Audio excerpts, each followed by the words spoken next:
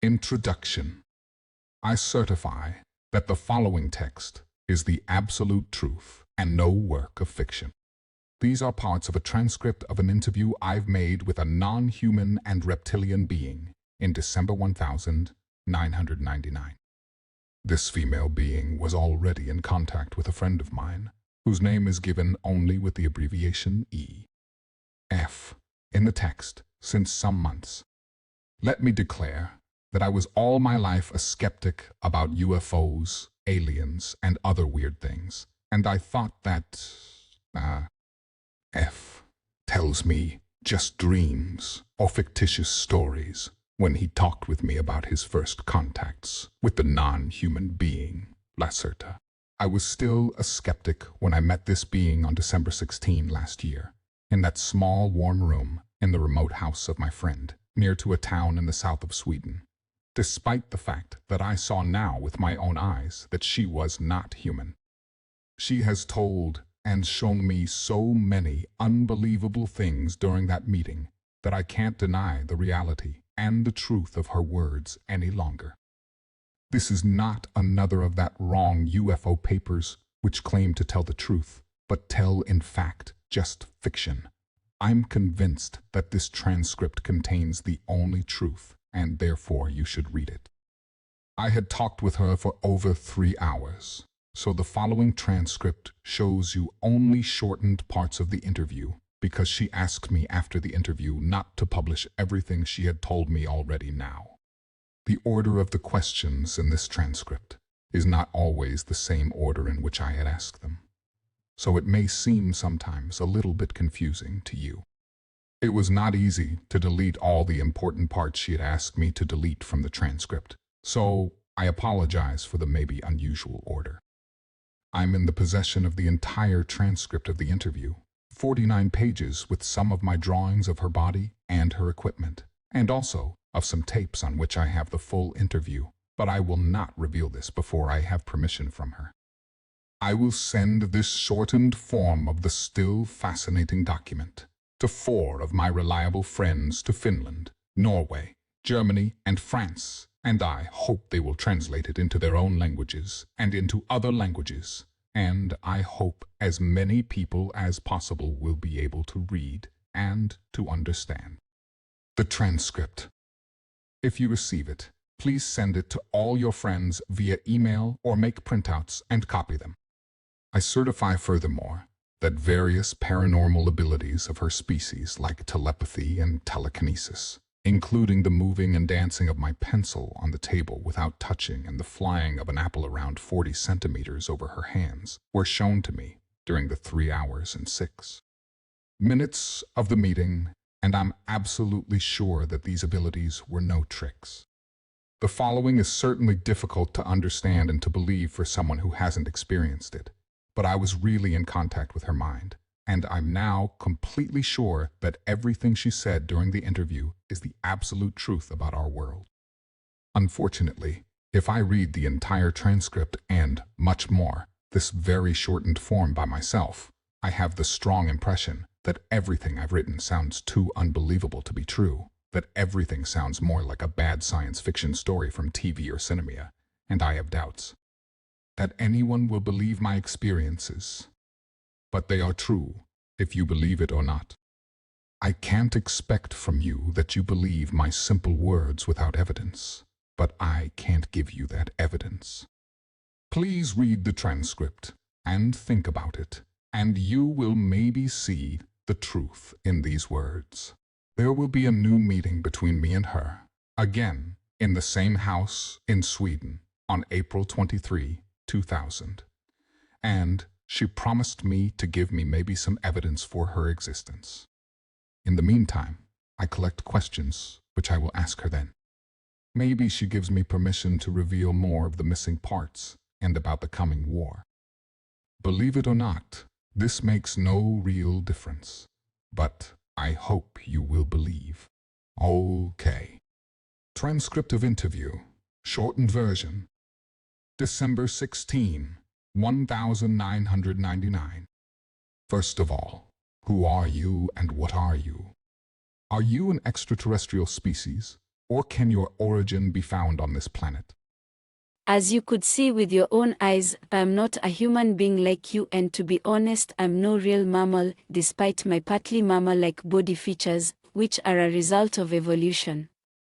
I'm a female reptile being, belonging to a very old reptilian race. We are the native Terrans, and we live on that planet since millions of years. This is wrong. Your race was genetically engineered by aliens, and we were just the more or less passive visitors of this accelerated evolution process. You must know, some of your scientists have already supposed this, that your species had evolved in a naturally completely impossible speed within just 2-3 millions of years. This is absolutely impossible, because evolution is a much slower process if it's natural, but you have not understood this. Your creation was artificial and done by genetic engineering, but not by us, but by an alien species. If you ask me if I'm an extraterrestrial, I must answer no. We are native Terrans. We had and have some colonies in the solar system, but we originate on this planet. It's in fact our planet and not yours. It was never yours. Can you tell me your name? This is difficult because your human tongue is not able to pronounce it correctly, and a mispronunciation of our names is very offensive for some of my kind. Our language is very different from yours, but my name is, I will try to say it smoother by use of your human letters, something like Shayos with a very, very strong pronunciation of the SH and K sounds. We have no phonemes like you, but only a single but unique name which is divided and characterized by the way of speaking, and which is given not to children, who have an own children name, but only in a special procedure in the adolescent age at the time of either religious or scientific enlightenment or awareness, as you would call it. I would appreciate it if you don't try to say my real name with your human tongue. Please call me Lacerta. This is the name I generally use when I'm among humans and talk with them. How old are you? We measure the time not like you in astronomical years and in the revolving of the Earth around Sun, because we usually live beneath the surface of the planet. Our time measurement depends on periodically returning cycles in the Earth magnetic field, and according to this, and said with your numbers, I'm today, let me calculate, 57,653 cycles old. I have reached my adult phase and my awareness 16,337 cycles ago. This is a very important date for us. According to your human time scale, I'm around 28 years old. What is your task? Do you have a job like us? To say it with your words, I'm a curious student of the social behavior of your species. That's why I'm here and talk to you, that's why I have revealed my real nature to EF and now to you, and that's why I give you all that secret information, and why I will try to answer all the questions on your many sheets of paper honestly. I will see how you react, how others of your kind react. There are so many crazies and liars of your kind on this planet who claim to know the truth about us, about UFOs, about aliens, and so on, and some of you believe their lies. I'm interested to see how your species will react if you make the truth, which I will tell you now, public. I'm quite sure every one of you will refuse to believe my words, but I hope I'm wrong, because you need to understand if you want to survive the coming years. I've read your full statement, which you have given to EF about this, but can you give me now just a short answer? Are UFOs real flying objects piloted by extraterrestrials, or do they belong to your species? Some observed UFOs, as you call them, belong to us, but most not. Most of the mysterious flying objects in the sky are not technological devices, but mainly misinterpretations of natural phenomena your scientists have not understood, like spontaneous plasma flares in the high atmosphere. Nevertheless, some UFOs are real craft belonging either to your own species, especially to your military, or to other alien species or at last to us, but a minority of sighted craft belongs really to us, because we are generally very careful with our movements in the atmosphere and we have special ways to hide our ships. If you read a report about a sighting of a metallic bright gray cigar-shaped cylindrical object with a length of, there are different types, let me say between 20 and 260 of your meters, and if this object had made a very deep humming sound and if there were 5 bright red lights on the metallic surface of the cigar, 1 at the top, 1 in the middle, 2 at the end, then it's likely that someone of you have seen one of our ships, and this means that it was either partly defect, or that someone of us was not careful enough. We have also a very small fleet of disc-shaped craft, but such UFOs belong usually to an alien species. Triangular UFOs belong generally to your own military, but they use foreign technology to build them. If you really want to try to see one of our craft, you should have a look at the skies over the Arctic, the Antarctic, and over inner Asia, especially over the mountains there. Have you a special symbol or something like that with which we can identify your kind? We have 2 major symbols representing our species.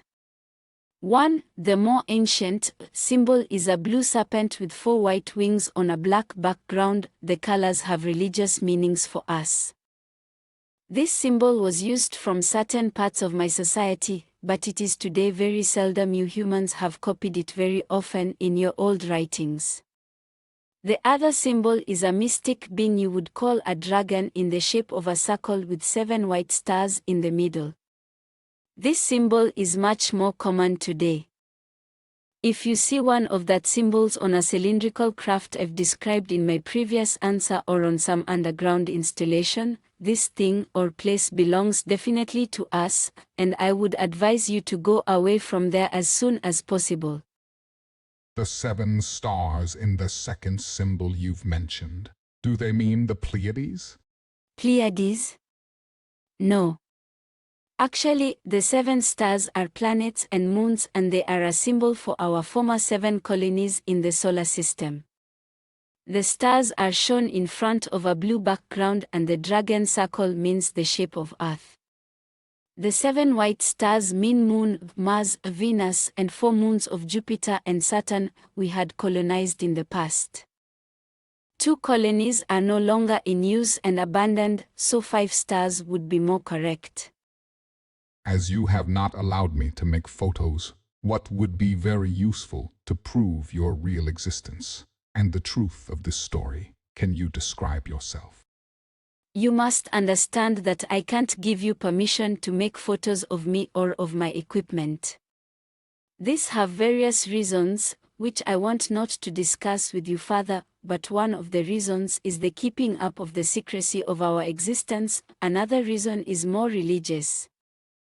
Nevertheless, you have permission to make drawings of my look and of my equipment I can show you later. I can also try to describe myself, but I doubt that others of your kind will be able to imagine my real look just from simple words, because the automatic denial of the existence of reptilian species and generally of intelligent species other than your own is part of the programming of your mind. Well, I will try. Imagine the body of a normal human woman and you have at first a good imagination of my body. Like you, I have a head, 2 arms, 2 hands, 2 legs and 2 feet, and the proportions of my body are like yours. As I'm female, I have also 2 breasts. Despite our reptile origin, we have started to give milk to our babies during the evolution process. This happened around 30 million years ago because this is the best thing to keep the young alive. Evolution had done this for your species already in the dinosaur age and a little bit later also for ours. That means not that we are now real mammals, but the breasts of us are not as large as those of human woman, and the size of them is generally equal for every female of my kind. The external reproduction organs are for both sexes smaller than those of humans, but they are visible and they have the same function as yours, another gift of evolution to our species. My skin is mainly of a green-beige color, more pale green, and we have some patterns of brown irregular dots, each dot of the size of 1-2 centimeters, on our skin and in our face. The patterns are different for both sexes, but females have more, especially in the lower body and in the face. You can see them in my case as 2 lines over the eyebrows crossing my forehead, at my cheek and at my chin.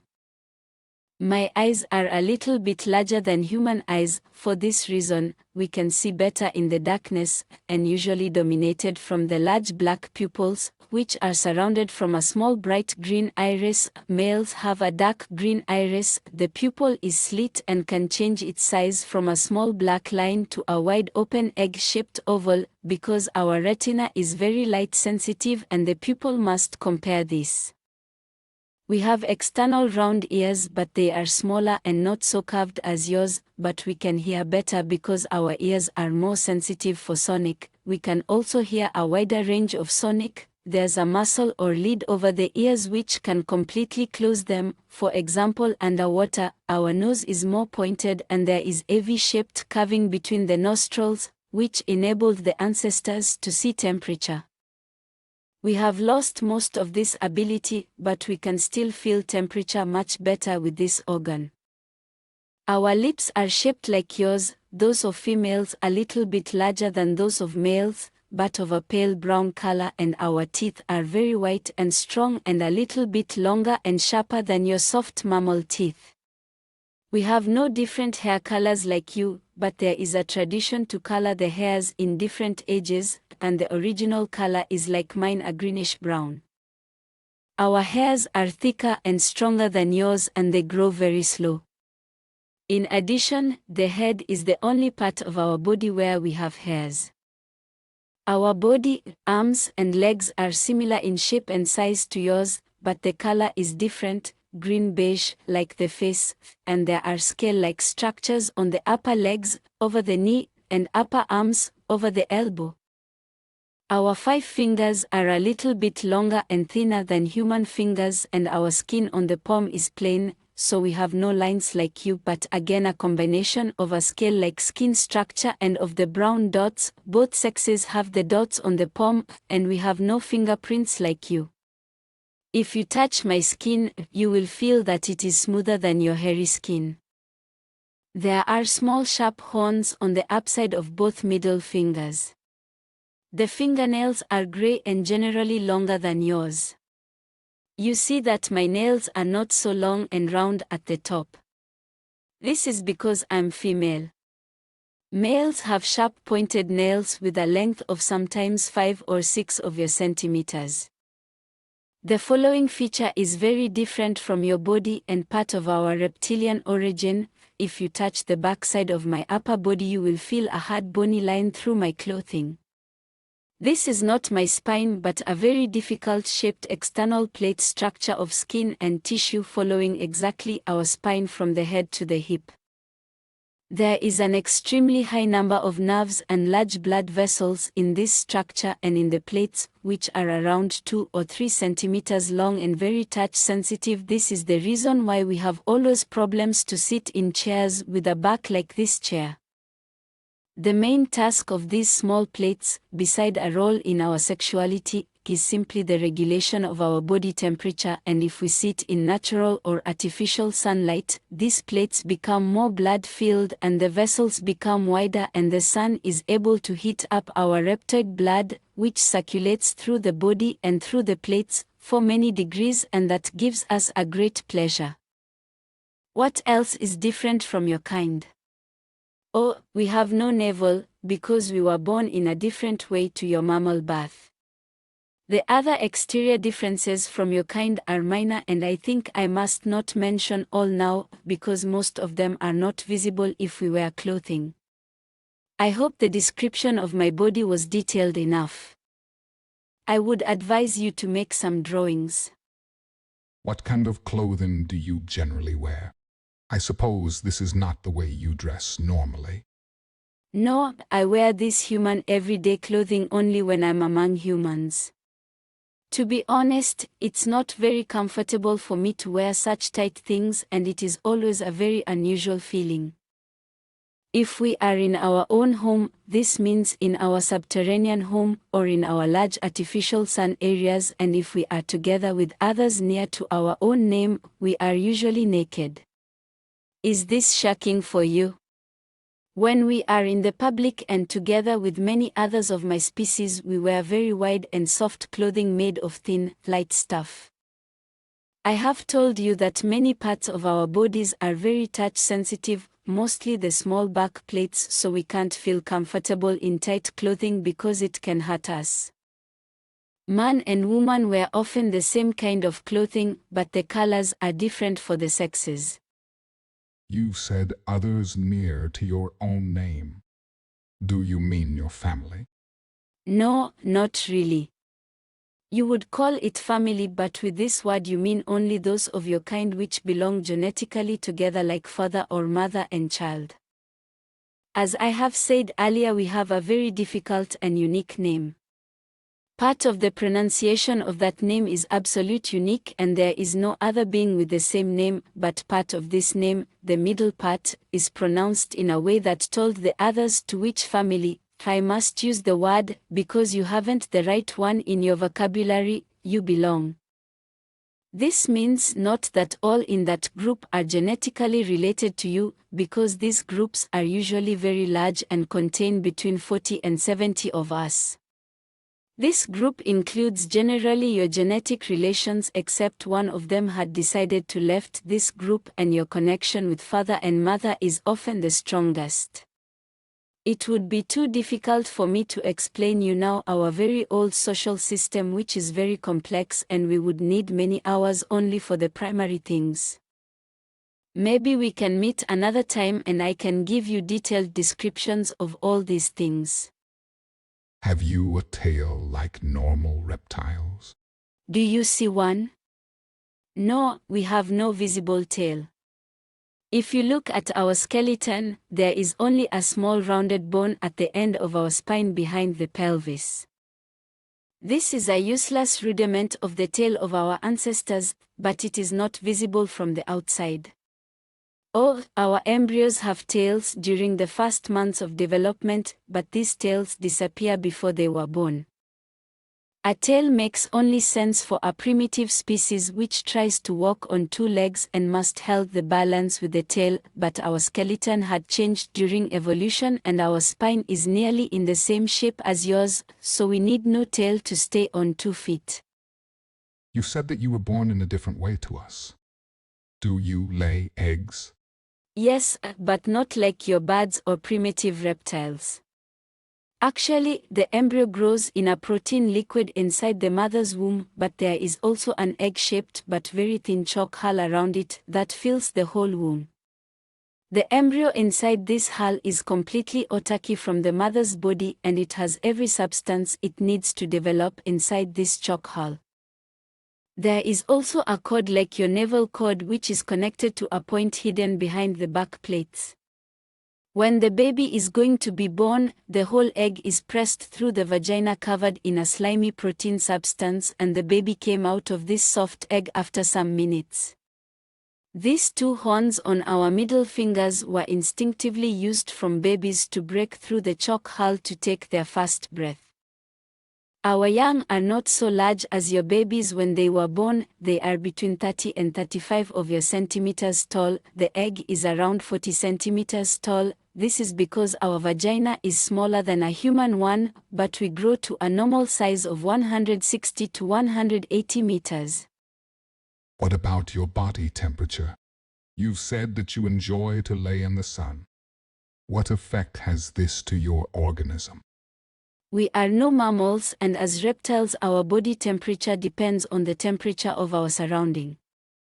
If you touch my hand you will maybe feel that it is colder than yours, because our normal body temperature is around 30 to 33 degrees Celsius. If we sit in the sun, especially naked and with our row of small back plates in the sun, our body temperature can rise for 8 or 9 degrees within minutes.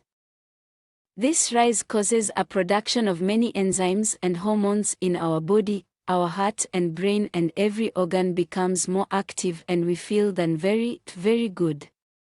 You humans only enjoy being in the sun, but for us it is the greatest pleasure you can imagine, maybe like your sexual excitement. We also enjoy swimming in very warm water or other liquids to rise our body temperature. If we are for some hours in the shadow, our temperature goes back to 30 to 33 degrees. This can cause no harm to us, but we feel much better in the sun. We have artificial sun rooms in the underground, but this is not the same for us like the real sun. What do you eat?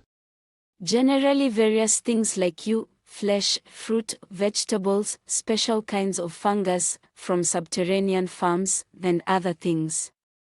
We can also eat and digest some substances which are poisonous for you. The main difference between you and us is that we must eat flesh because our body needs the proteins. We can't live completely vegetarian like your kind because our digestion would stop working and we would die after some weeks or maybe months without flesh.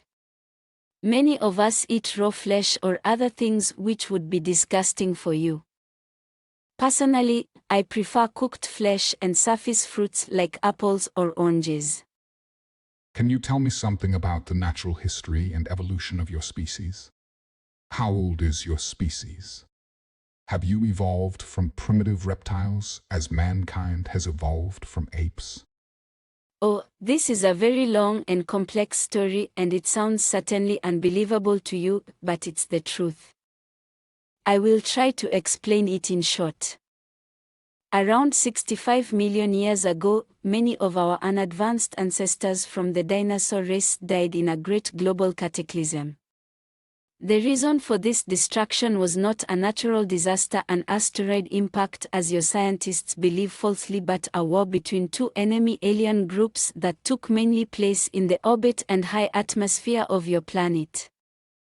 According to our limited knowledge about the early days, this global war was the first alien war on planet Earth, but it was definitely not the last, and a future war is coming soon, while a Cold War, as you call it, between alien groups is ongoing since the last 73 years on your planet.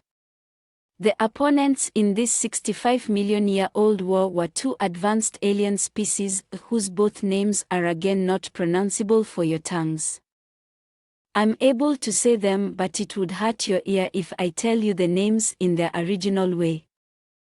One race was humanoid like your species, but much older, and was from this universe, from a solar system in the star constellation you call Procyon today in your maps. The other species about which we know not so much was a reptilian species, but they have nothing to do with our own species, because we have evolved from local saurians without exterior influence, except the successful manipulation of our own genes by us.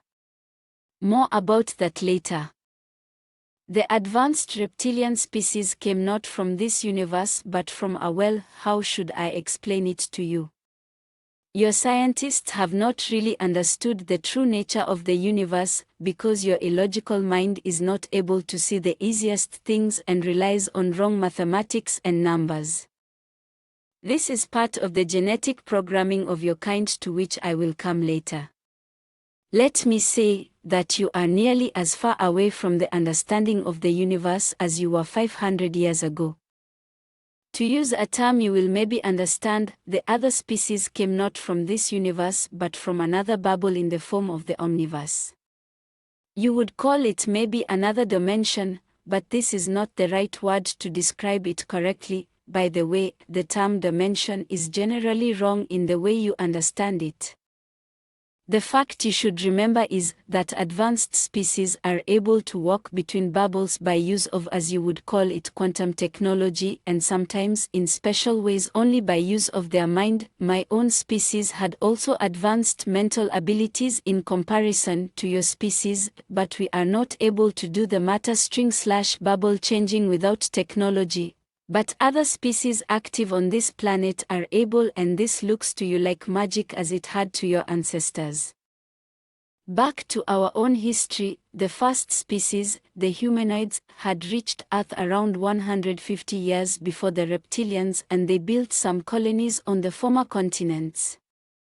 There was a large colony on the continent you call Antarctica today and another one in the continent you call Asia today. These people lived together with animals like saurians on the planet without problems. When the advanced reptilian species arrived in this system, the humanoid colonists from Procyon tried to communicate peacefully, but they were not successful and a global war started within months. You must understand that both species were interested in this young planet not for his biology and undeveloped species, but for only one reason: raw material, especially copper. To understand this reason, you must know that copper is a very important material for some advanced species, even today, because it is together with some unstable materials able to produce new stable elements if you induce a high electromagnetic field in the right angle with a high nuclear radiation field to produce an overcrossing of fluctuating fields. The fusion of copper with other elements in such a magnetic/radiation field chamber can produce a force field of special nature that is very useful for various technological tasks, but the base for this is an extremely complex formula you are not able to discover because of the restrictions of your simple mind. Both species wanted to have the copper of planet Earth, and for this reason they fought a not very long war in space and orbit. The humanoid species seemed to be successful during the first time, but in a last battle the reptilians decided to use a mighty experimental weapon, a special kind of fusion bomb which should destroy the life forms on the planet but should not harm the valuable raw materials and the copper. The bomb was fired from space and detonated at a point of your planet you call Middle America today. As it detonated in the ocean, it produced an unpredictable fusion with hydrogen, and the effect was much stronger than the reptilians had expected. A deadly radiation, an overproduction of fusion oxygen, a fallout of different elements, and a nuclear winter for nearly 200 years were the result. Most of the humanoids were killed and the reptilians lost their interest on the planet after some years for, even for us, unknown reasons, maybe because of the radiation. Planet Earth was on its own again and the animals on the surface died. By the way, one result of the fusion bomb was the fallout of different elements and materials created in the burning process, and one of those materials was iridium. Your human scientists today see the iridium concentration in the ground as an evidence for an asteroid impact that killed the dinosaurs. That is not true, but how should you know that? Well, most of the dinosaurs died, not all in the detonation but in the bad things which came after the war, especially in the nuclear winter and in the fallout. Nearly all dinosaurs and reptilians were dead within the next 20 years. Some of them, especially those in the oceans, were able to survive for the next 200 to 300 years even in this changed world, but these species also died, because the climate had changed. The nuclear winter ended after 200 years, but it was colder on Earth than before. Despite the cataclysm, some species were able to survive: fish, like the sharks, birds, little creepy mammals, your ancestors, various reptiles like crocodiles. And there was a special kind of small but advanced dinosaurs which had developed together with the last large animal reptilians, like the species you call Tyrannosaurus. This new reptile was walking on two legs and looked a little bit like your reconstruction of an iguanodon. It originated in this family, but it was smaller, around 1.50 meters tall, with some humanoid features, a changed bone structure, a larger skull and brain, a hand with a thumb which was able to grab things, a different organism and digestion, advanced eyes in the middle of the head like your eyes, and most important, with a new and better brain structure. This was our direct ancestor. There are theories that the radiation from the bomb took part in the mutations of the organism of this new breed, but this is not proven. Nevertheless, this little humanoid-like dinosaur evolved during the following 30 million years. As I have said earlier, a species need generally more time to evolve than you think, if the evolution is not artificially induced, like in your case, from an animal to a more or less thinking being. These beings were intelligent enough not to die in the next millions of years, because they learned to change their behavior. They lived in caves instead in the cold nature, and they learned to use stones and branches as fast tools, and the use of fire as help to warm them, especially to warm their blood, which is very important for our kind to survive. During the next 20 million years, this species was divided by nature into 27 subspecies. Unfortunately, former reptilian species were prone to divide themselves in a more or less illogical way into subspecies during the evolution process. You can clearly see this in the unnecessary high number of animal dinosaur species in earlier times, and there were many primitive wars between these subspecies for dominance. Well, nature was not very friendly to us, and as far as we know from the 27 subspecies, 24 were extinct in primitive wars and in evolution, because their organism and mind was not developed enough to survive, and, as main reason, they were not able to change their blood temperature in the right way if the climate changed. 50 million years after the war and after the end of dinosaurs, only 3, now also technological, advanced reptilian species were remaining on this planet together with all the other lower animals. Through natural and artificial crossbreeding, these 3 species were united to one reptilian species, and through the invention of genetic manipulations, we were able to eliminate the dividing-prone genes in our genetic structure. According to our history and belief, this was the time when our final reptilian race, as you see me today, was created by use of genetic engineering. This was around 10 million years ago, and our evolution nearly stopped at this point. Well, actually there were some minor changes in our look toward a more humanoid and mammal-like appearance during the coming ages, but we have not divided again into subspecies. You see, we are a very old race in comparison to your kind, which was jumping around as small monkey-like animals in the trees at this time while we invented technology, colonized other planets of this system, built large cities on this planet, which disappeared without a trace in the ages, and engineered our own genes while your genes were still those of animals. 10 million years ago, the small simians started to grow, and they came down from the trees to the ground, again because of the change of the climate, especially on the so-called African continent.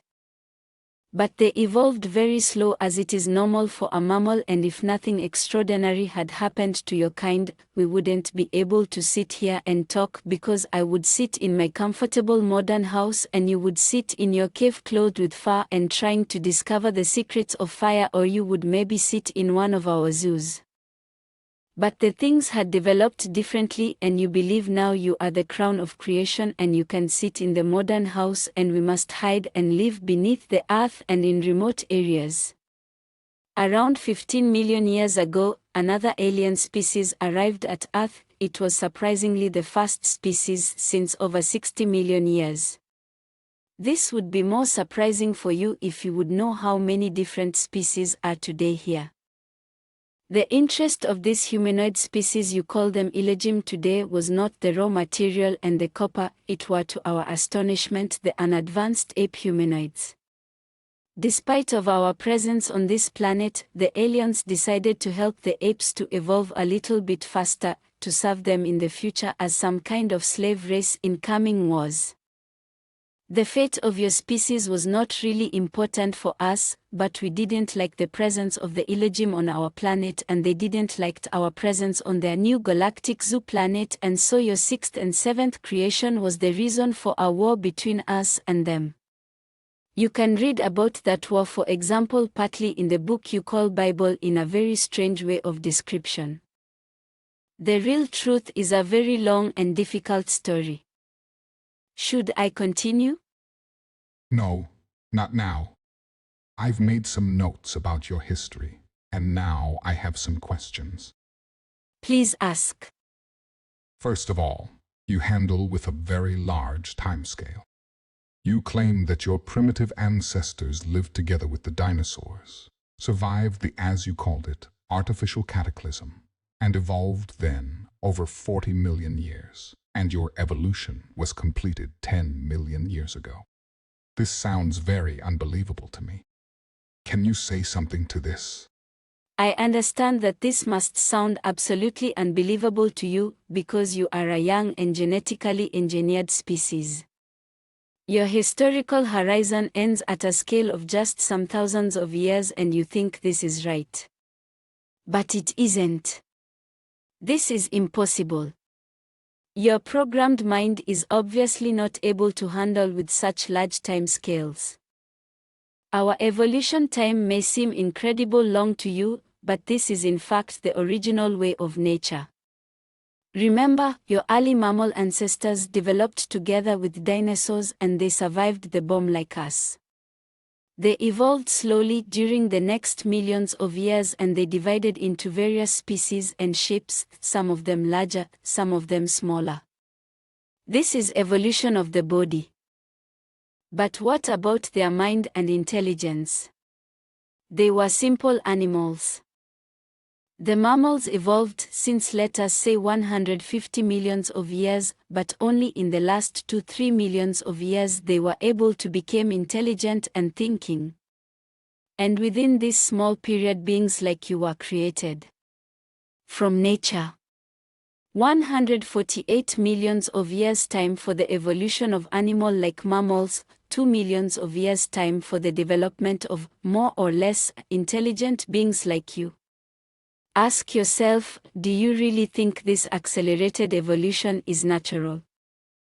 Then your species is more ignorant than I've thought. We have not evolved wrong but you. I understand, but I have another question. You've mentioned many facts about the ancient war between the aliens 65 million years ago.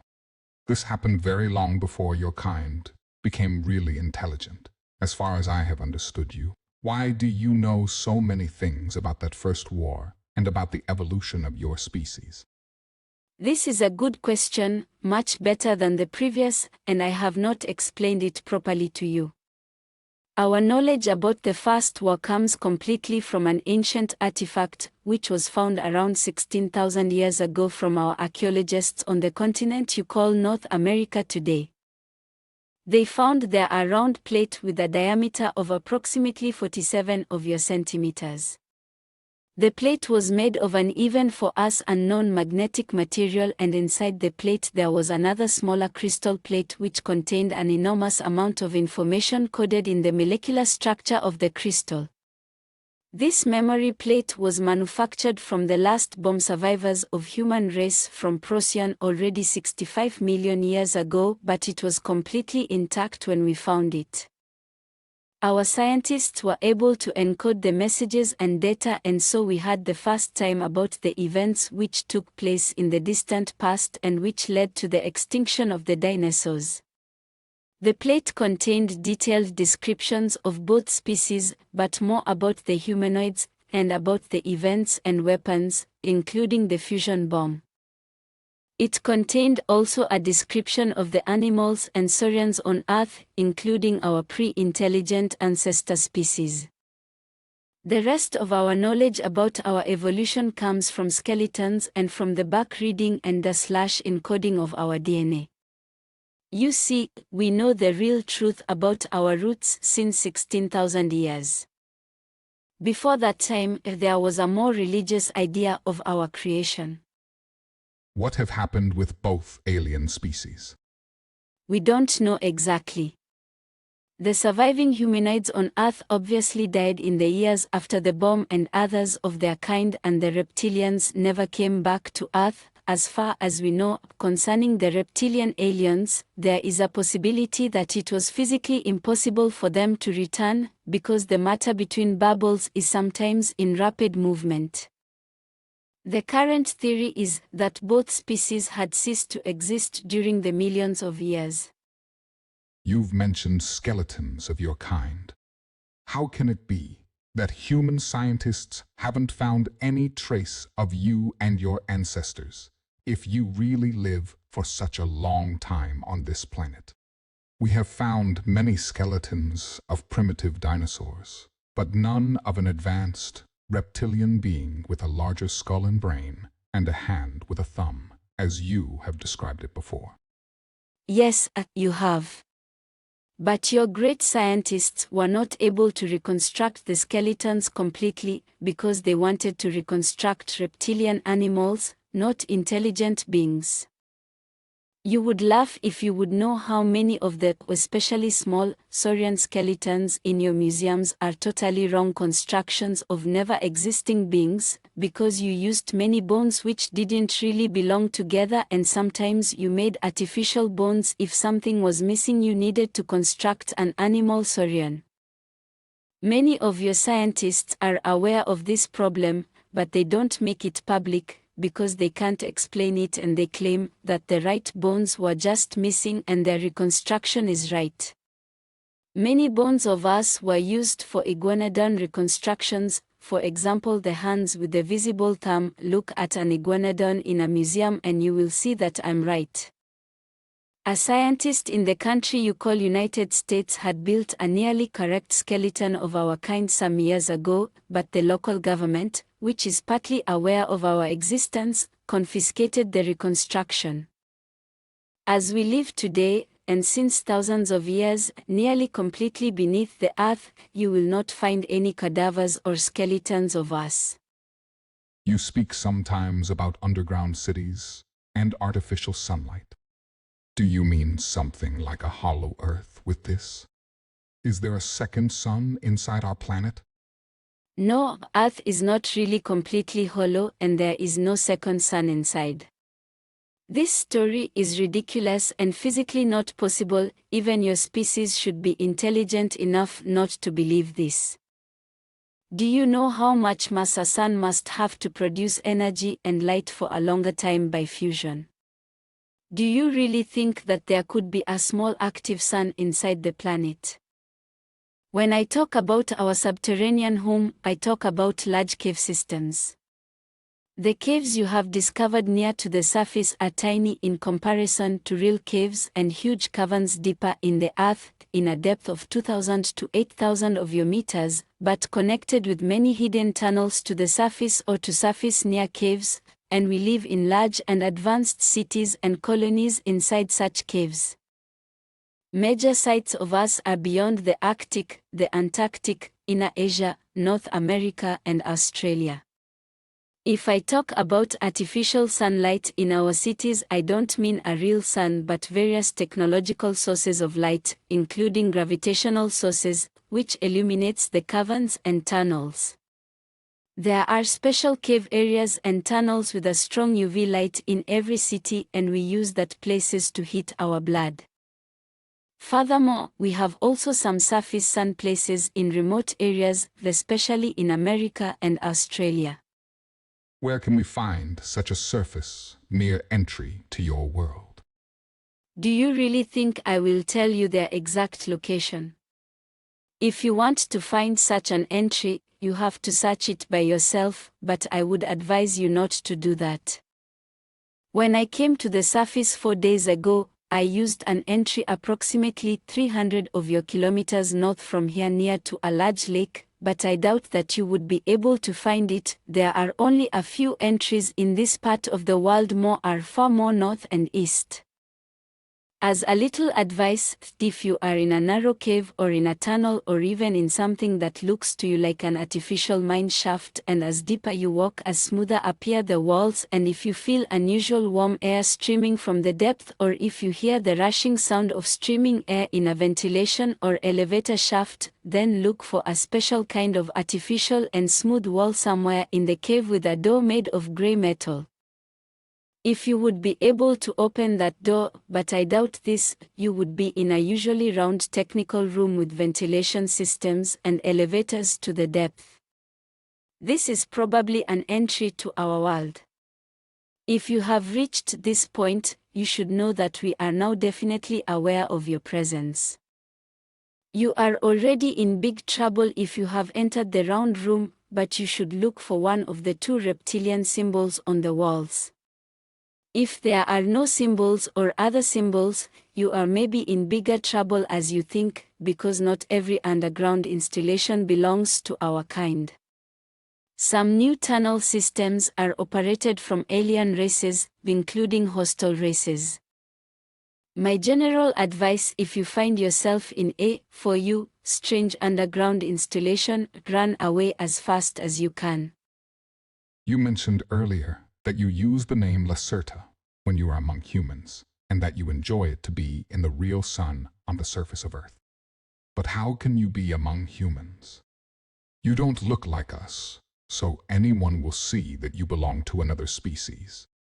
Why have nobody seen and described a being like you, if your kind lives already since our creation together with us on the same planet? Can you explain that to me? First, my kind was of course seen and described and worshipped many times in your primitive past, for example in your religious writings like your Christian Bible. You can find descriptions and even simple drawings of us for also in the southern part of the American continent on various temples. So-called wise men from India and from the Asian mountains have described our species many times in writings, together with other wise men from the African continent. I think we are the most mentioned non-human species, maybe beside the Elohim, in your history. If you don't believe me, have a look at your history and you will see the truth in my words. Your great scientists called the belief in us superstition and religion, and today's intelligent humans have forgotten our presence on the surface in the past.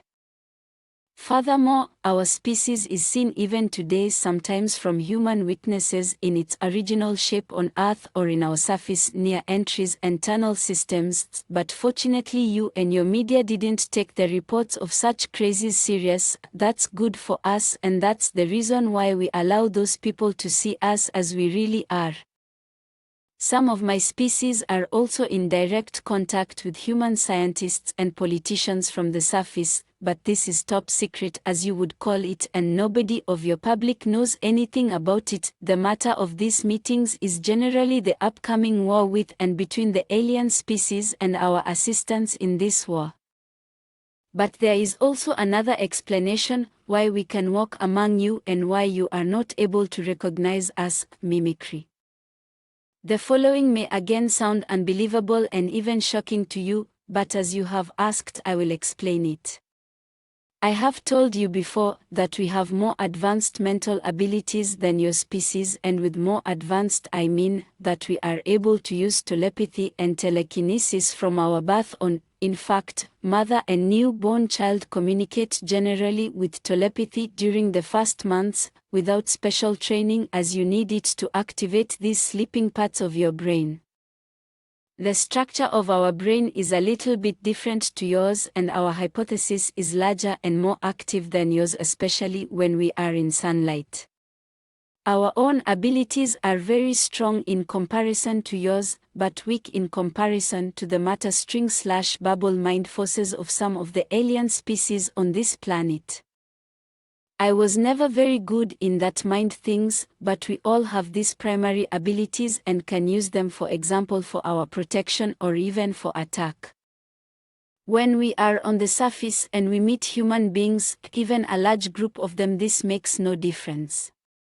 All of your minds are like one mind. We are able to touch their mind and induce them via telepathy the command "see us" as one of your kind, and the weak human mind will accept this order without refusion, and they will see us, despite our reptilian look, as normal humans. I've done this many times, and you weak humans generally see me as an attractive brown-haired woman, because I have created this special mimicry image in my mind years ago, and I can induce it into your minds without problems. I've needed some time at the beginning to learn the use of the mimicry correctly, but then it worked nearly automatically, and I can even walk among a group of yours and nobody will recognize what I am. There is a simple switch, see us as we really are / see us as we want you to see us, in your consciousness, which was placed there from the Elohim when they created your kind, and we can use this switch to convince you that you see humans when you look at us. Other aliens use this switch too. It is easier as you think. When there are meetings between your kind and aliens which seem to look exactly like yours, these aliens have used that switch, and some of the meetings with man-like aliens can be also explained with meetings with my kind. When I met EF the first time, he saw me also as a normal human woman, and I remember that he was very frightened and shocked when I revealed him my real appearance. Probably, but I don't think so in your special case. When someone expects to see a human woman instead of me, I can do it without problems with his mind, even with large groups, because nobody expects to see a reptile woman. But I have allowed your mind to see me in my original appearance from our first meeting on, and I have never induced something into your mind, so you have already realized that I'm not human. If I would now try to change this, it would probably lead to an absolute confusion or to unconsciousness, and I don't want to harm you. As I have said, I'm not very good in these things. That's very scary. Can you kill with those abilities? Yes, but it's forbidden. This means not that it was not done in previous times. Have both sexes these abilities? Yes. What about photos? How do you appear on photos? This is a silly question. I appear on photos as a reptile being because I can't have influence on the photo or on the camera itself, but only on the photographer's mind. If he or she would develop the film and show the photo to others, they would see me in my original shape. That's the reason why it is forbidden for our kind to be filmed or photographed, and we must avoid every camera on the surface. That is very difficult, and we were filmed sometimes in the past without our knowledge, especially from certain of your governments and secret agencies. What other commands can your kind induce into our minds? Something like serve us or obey? This is again a strange question. We are not your enemy, most of us not, so why should we do this? To answer your question, it depends on the strength of the human mind and on the strength of the sending reptilian. There is no serve us or serve me switch in your mind, so such a command is much more difficult to induce. If the human mind and consciousness is weak and the reptilian inducer is experienced in these things and was some hours in the sun before he or she tries to do it, then it could probably work for a certain time. There are secret teachings about such things, but I've never learned anything about it.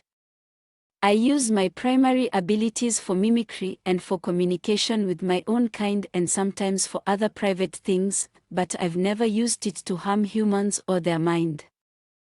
I would appreciate it if we can end with this topic here. Yes, but on a technical base. There is a powerful device inside each craft which is able to send an artificial signal to your minds to convince you that you see either nothing but only the sky, or that you see normal aircraft like planes instead of our ships. This isn't used very often because we avoid human public when we move in the atmosphere. If you are able to see our UFOs, it means that the device is either defect or deactivated for some reason. The camouflage effect didn't work on photos to answer this possible question of you already in advance, but why should someone make a photo of the sky when he could not see anything unusual there? By the way, most of the surface near entry points to our tunnels are also hidden with such a device, and your kind will generally see only normal cave walls instead of the door. That's one reason why I've said that I doubt that you will be able to find such a secret door to our world, but it have happened a few times in the past. Back to your and our own history. You've mentioned the race of the Elohim, who have created our human race. From where did they come, and how did they look like? What had exactly happened when they arrived? Are they our god?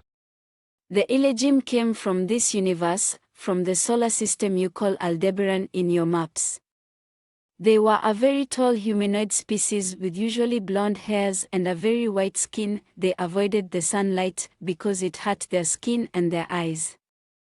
This was absolutely unbelievable for a sun-loving species like us. They seemed to be intelligent and peaceful at the beginning, and we started a more or less friendly communication with them, but later they showed their real intentions and plans. They wanted to evolve the apes to a new breed, and we were a disturbing factor for them on their new zoo planet. At first, they caught around 10,000 or maybe even 20,000 of your simian ancestors, and they left the planet for some 100 years.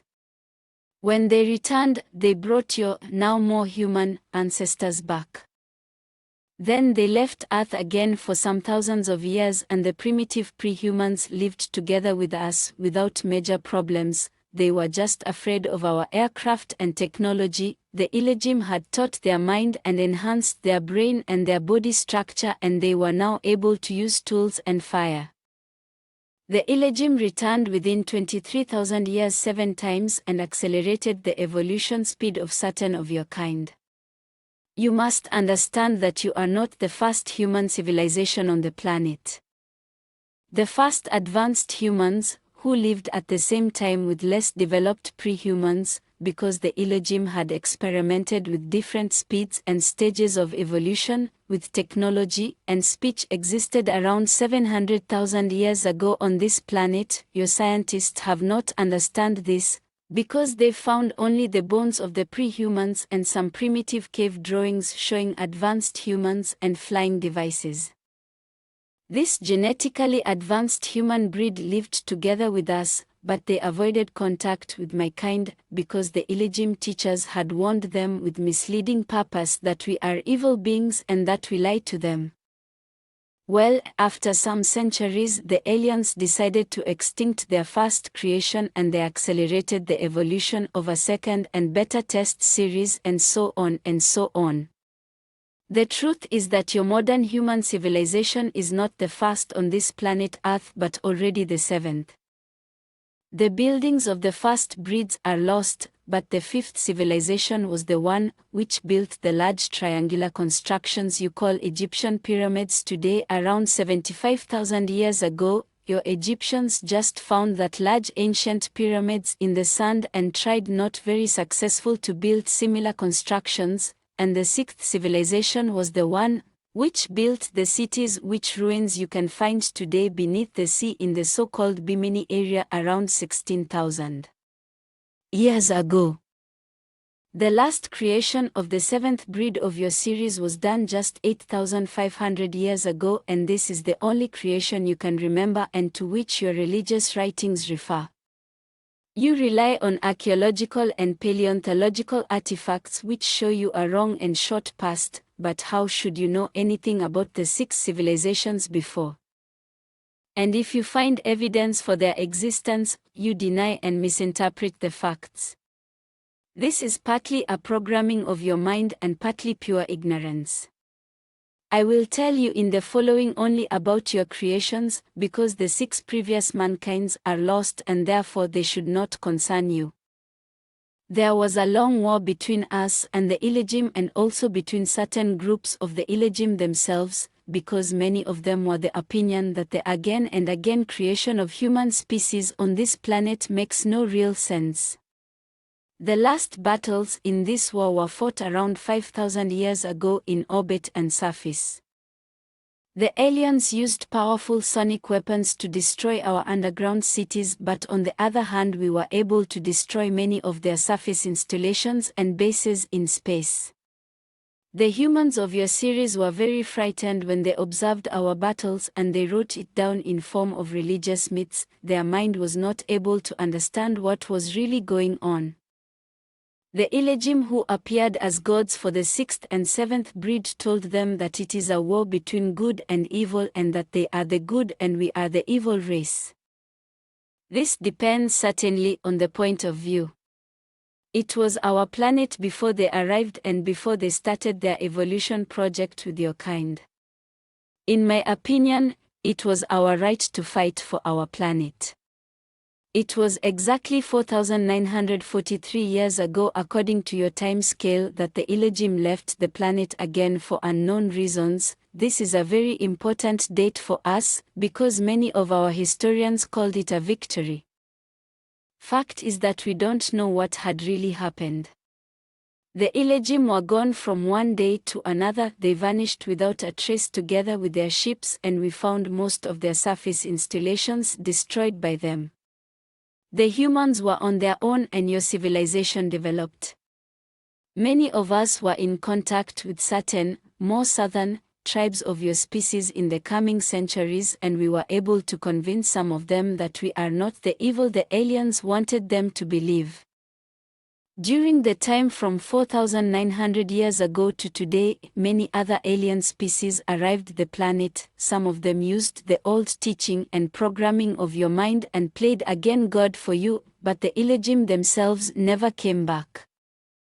They had left the planet for a duration of some 1,000 years also earlier, so we expect their return one day in future to end their project or to maybe extinct also the seventh breed, but we don't really know what have happened to them. To answer this question of you in advance, your current civilization doesn't know anything about your real origin, about your real past, about your real world and universe, and you know very little about us and our past. And you know nothing about the things to come in near future. As long as you will not understand and believe my words, I tell you the truth, because we are not your enemy as long there is danger for your species. Your enemies are already here and you have not understood. Open your eyes or you will be in big trouble soon. If you haven't believed anything of the things I've told you before, then you should really believe and remember this. Why do you think I don't believe you? I have a certain feeling that you don't believe me, despite the fact that I'm sitting here in front of you. Everything I have told you in the last 2 hours is the absolute truth about our world. How many alien species are active on Earth at the moment? As far as we know, 14 species. 11 from this universe, 2 from another bubble, and 1 very advanced from a very different plane. Don't ask me for names, because nearly all are not pronounceable for you. 8 of them are not pronounceable even for us. Most of the species, especially the more advanced, are just studying you as animals, and they are not very dangerous for you and for us, and we work together with some of them, but 3 species are hostile, including the one which was in contact with some of your governments and exchanged their technology for copper and other important things, and which had betrayed your kind. There was and is a cold war between 2 of these hostile races during the last 73 years, and the 3rd species seemed to be the winner in this useless struggle. We expect a more hot war between them and you in the near future, I would say in the next 10 or 20 years, and we are worried about that development. In the last time, there were some rumors about a new, 15th species which had arrived on Earth just 3 or 4 years ago, but we don't know anything about their intentions and we were not in contact with them till now. Maybe the rumors are wrong. What do the hostile alien races want? Various raw materials, including copper for their technology, your water, or better the hydrogen in your water, which is a source of energy in advanced fusion processes, and certain chemical elements in your air. Furthermore, 2 of the species are also interested in your body, in your human tissue and blood, because their own genetic structure is defect through bad evolution and radiation, as far as we know, and they need intact strings from your kind and from animals to repair their own genetic again and again, but they are not really able to repair the defects completely because their DNA and your DNA is not fully compatible. My own species is absolutely incompatible with them, so they are not very interested in us, and they try to make more compatible crossbreeds between you and them by use of artificial fertilizations and artificial wombs. We suppose that the coming war between the three races or between you and one or all of them will be fought for raw material, hydrogen, air and DNA. Question: is this the reason for the abductions? Partly, especially when the aliens took egg and sperm samples from you. Sometimes the abductors belong to another and more advanced race and they just want to study your body and your mind, which is more interesting for some of them than your solid body, as you would study a primitive animal. As I have said, 3 alien species are hostile and this means that they do not care for your fate or for your life, and people who were abducted by them came very rarely back alive. If someone is able to report about an abduction, it means in my opinion that he or she has not met one of the aggressive species, or that he or she is a very, very lucky human to be alive. Advanced and friendly races also took sometimes egg and sperm samples, but for other reasons. You said there are only 14 species active on Earth. But why describe people who saw alien beings, so many different and bizarre types of them? I think I have already answered to this question. As I have said, most of the alien races have much more advanced mind abilities than you or even me. There is just one alien race completely without such abilities. They are able to appear in your mind and memory as whatever they want, and this induced image has nothing to do with their real appearance. You remember them as normal humans or grey dwarfs or even extremely bizarre animals because they want you to remember that, or sometimes they want you to completely forget anything about a meeting with them. Another example, you can for example remember that you were just in a normal of your human hospitals and that some doctors were examining you, and you think not further about what have happened to you, maybe till you discover that there is no hospital in the street where you supposed it, but in fact you were examined by them in one of their laboratories. You can't rely on your mind in this case. They appear in different shapes to you to confuse you and to make so-called abduction witnesses who were able to remember the events or who believe they are able to remember ridiculous in the public, and as far as we know, they are successful. Believe me, there are only 14 alien species on this planet and only 8 of them abduct humans at the moment, again as far as we know.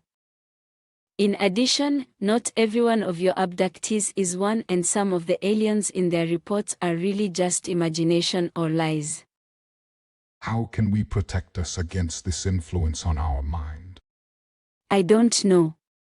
I doubt you can, because your mind is like an open book to read and write for nearly every species I know. This is partly the guilty of the illegim themselves, because they had constructed, or better misconstructed, partly intentionally, your mind and your consciousness without real protection mechanisms. If you are aware that someone tries to manipulate your mind, you can only concentrate on that suspicion and try to analyze every one of your thoughts and memories. Very important, don't close your eyes. This would lead to a different form of brain waves which are more easy to access. Then don't sit or lay down to rest. If you stay awake during the first minutes, you can maybe try to filter the other thoughts and waves in your brain, and the inducer will give up after some minutes if he or she is not successful, because it will start to hurt his or her own brain. This is very difficult and certainly painful, and it can harm you, so better don't try to resist, but it would be the only possibility you have. However, you can try this only with the more weaker species, not with the strong. What do you mean with one species comes from a very different plane? Before I can explain that correctly to you, you must be able to understand the universe, and this would mean a maybe useless teaching of your mind, including the remove of some barriers, of many weeks, and with teaching I mean not only teaching by words. I have said this with your word plain or level because you have again no better word in your vocabulary, and dimension would be in this case absolutely wrong. It's rather wrong even for another bubble, because a dimension can't exist without planes. If you would be a species living in another or over the plane, and if you would be furthermore able to enter planes without technology so that your body is not made of that kind of matter, then you would be the mightiest being you can imagine. This very advanced race I've mentioned had developed outside of here, and they've evolved in fact over billions of years. They would be able to destroy all of you and us and everything with just a single thought. We were in contact with them only 3 times in our whole history, because their interest in your planet is different from that of all other races. They are definitely no danger for you or us. What will happen when the war begins? This is difficult to answer. It depends on the enemy race and on their tactic. War is not always that primitive thing you humans mean with the word. War can be fought on various levels. One possibility they have is the destruction of your social system by influence on political leaders. Another is the use of advanced weapon systems which can cause earthquakes or volcanic eruptions or other disasters, including weather disasters, which may seem natural to you. The special fields from copper fusion I've mentioned earlier are able to have an influence on your global weather. I think they will not attack the planet directly before the human civilization is weak, because even you have possibilities to destroy their craft, but not many. Let me say that we are not absolutely sure if there will be really such a hot war already in the next years. I don't want to talk further about this. This is the end of the interview. Do you want to say a last sentence or message? Open your eyes and see. Don't believe only in your wrong history or your scientists or your politicians. Some of them know the truth about various things, but they don't inform the public to avoid confusion and panic. I think your species is not as bad as some of my kind thinks, and it would be a pity to observe your end. That's everything I can say. Go through your world with open eyes and you will see, or maybe not. Your kind is ignorant. Do you think anyone will believe that this interview is the truth? No, but it is an interesting experiment for my social studies. We will meet again in some months and you will tell me then what have happened after the publication of my message. Maybe there is hope for your kind. Lacerta File, II. Translation by Doe Parrish. Introduction. I once again reaffirm that the following text is the absolute truth and is not fiction.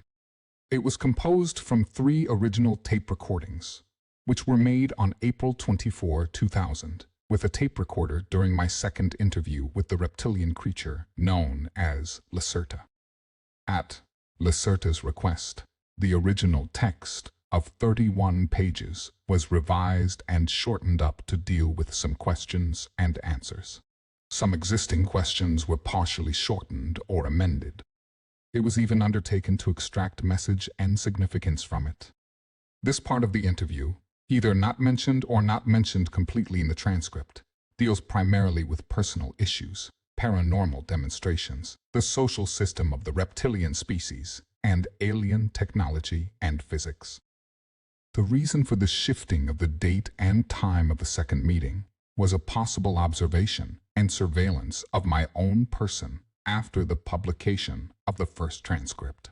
Although everything was attempted on the advice of Lacerta to keep my identity a secret, just 2 days after the dissemination of the document abroad, and various unusual events took place. Please don't think that I am paranoid. However, I believe that the publication of the interview has drawn either official attention or the attention of some organization to me. Up until this time, I usually regarded people who believed that they were being followed by the state to be nothing more than jokers.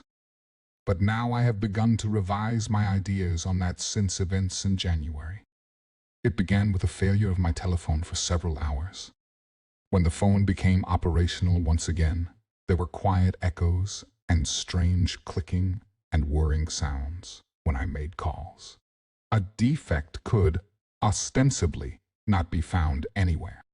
Overnight, important data disappeared from the hard drive in my computer.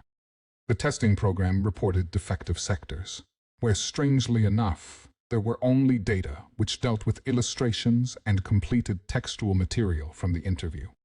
These defective sectors also contained material of a paranormal nature in the field of my research. Fortunately, the material was also stored on floppies. In addition, I discovered by pure chance some hidden data in a likewise hidden directory index. The name which appeared on the data and the directory index was 72UJ. A friend, who is a computer expert, could not make anything of this designation, and when I was about to show it to him, the directory index had disappeared. One evening, my apartment door was standing wide open. My TV set was running, and I am absolutely confident that I had turned the TV set off. A minivan with British markings and the imprint of a Europe-wide supermarket chain parked in front of my house. I noticed the same minivan again, on several occasions, traveling at a distance behind my car, even when I visited the town of 65 kilometers away. When I returned, the car was on the other side of the street once again. I never saw anyone get into or out of the car. A knock on the door of the vehicle and on the tinted windows caused no reaction of any kind. After about 2 weeks, the minivan disappeared again. When I informed E.F. personally about these events, he suggested that I change the place and date of the meeting in order to assure our own and Lacerta's safety. The meeting took place on April 27, 2000, in another isolated location. It was unobserved as far as I can determine. Once again, all of this may sound strange and paranoid, like a fantasy from a cheap science fiction film. However, I can only repeat to and assure the reader once again, all of this is the unadulterated truth. Believe my words or don't believe them. These things have happened and they will continue to happen, whether you believe it or not, until it is too late. Our civilization is in danger. K. May 3, 2000. Transcript of the interview, shortened version. Date of interview, April 27, 2000. The meeting began with an appraisal of diverse questions and opinions, which I had gotten from readers of the first transcript in anonymous fashion, through distribution from my trustworthy friends. Some of these opinions altogether, there were over 14 pages of paper, contained comments shaped by everything from a radically religious to a fanatical tendency to welcome contact with a reptilian species. Some of these comments contained stereotypical phrases like servants of hell or species of the evil one. I don't want to go into any kind of detailed description here since I don't want to pass on further any false and radical realm of thought. Question. When you read these religious and animosity-ridden comments here, what do you think and feel then? Is the relationship between your species and ours really shaped from that kind of total negation? Does it amaze you that I am not completely angered by that? I had fully expected those kinds of extreme reactions. The programming for the utter negation of another species, especially the reptilian species, as in your own case, is deeply embedded in each of your own individual consciousnesses. This ancient conditioning stems from the days of your third artificial creation and, biologically speaking, is passed down as an information genome from generation to generation. The identification of my species with the powers of darkness was a primary intention of the Elohim, who liked seeing themselves in the role of the powers of light, something which in and of itself represents a paradox, since that humanoid species was extremely sensitive to your sunlight. In case you were expecting me to act offended, I guess I'll have to partially disappoint you.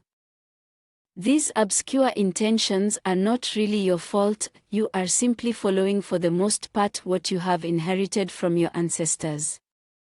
It is indeed actually somewhat disappointing that many of you develop no especially strong individual self-conscience, for this would help you to overcome the conditioning. As I already said, we were in direct contact in the last several centuries with some of your more primitive human tribes. These tribes had themselves succeeded in breaking through the old creation programming. They were able to meet us without tension, hate, and total rejection. Apparently, many of your modern civilized individuals are not in a position to think on their own, but rather let themselves be guided by programming and religion, which is also a manifestation of that ancient programming and part and parcel of the plan of the Elohim. Therefore, comments of that kind I'd sooner regard as amusing than irritating. They simply confirm in large measure for me my suppositions about your defined mode of thinking. Therefore, you are not the species of the evil one, as was remarked earlier. How am I supposed to answer that? Your people still think according to a simple and completely inappropriate scheme of generalizations. Simply put, there are absolutely no purely evil species. There exist in every terrestrial and extraterrestrial species alike both good and evil individuals. It's even true of your own people, but there is no such thing as an absolutely evil species. This conception is really very primitive. You people have believed from time immemorial what you are supposed to believe, what was foreseen for you to believe by your creators. Every well-known species, even the more highly developed ones, consists of a great number of individual consciousnesses. At least a portion of the consciousness is individual, even though there are connecting fields of consciousness. These self-sufficient spirits are able to decide freely for themselves a lifestyle which is either good or evil, according to your own human standards. It depends again on the respective point of view. Your people are not necessarily in a position to judge whether the deeds of a much more highly developed species are good or evil, because you stand at a lower observation point, from which an assessment is not possible. Your simple words good and evil are in any case examples of a tendency towards generalization. In my language there are many concepts for the various shades of meaning of individual behaviors in comparison to the norms of a society. Even those extraterrestrial species which are inclined to act with antagonism towards you are not species of the evil one, even though they operate negatively with respect to your own race.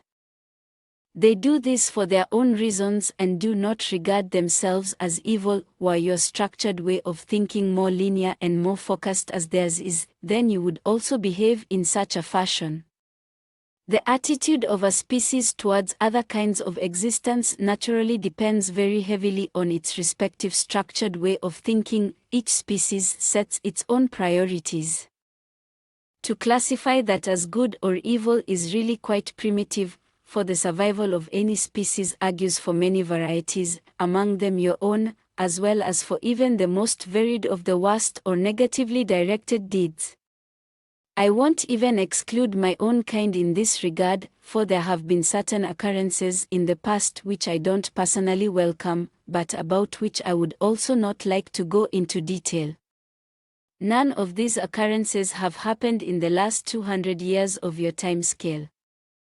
But please note the following: there are no absolutely good and there are no absolutely bad species, because each and every species always consists of individuals. In the letters that I got, there was often the question whether you could go into any greater detail regarding the advanced physics that you commented on last time. Many people said your words made no sense. For example, how do UFOs function? How do they fly? How do they perform the maneuvers that they do? I ought to explain that to people. That's not all that simple. Let me think about it for a minute. I always have to use very simple words in order to make clear to you the basic principles of a higher kind of science. Let's try this. You have to be clear about some fundamental facts.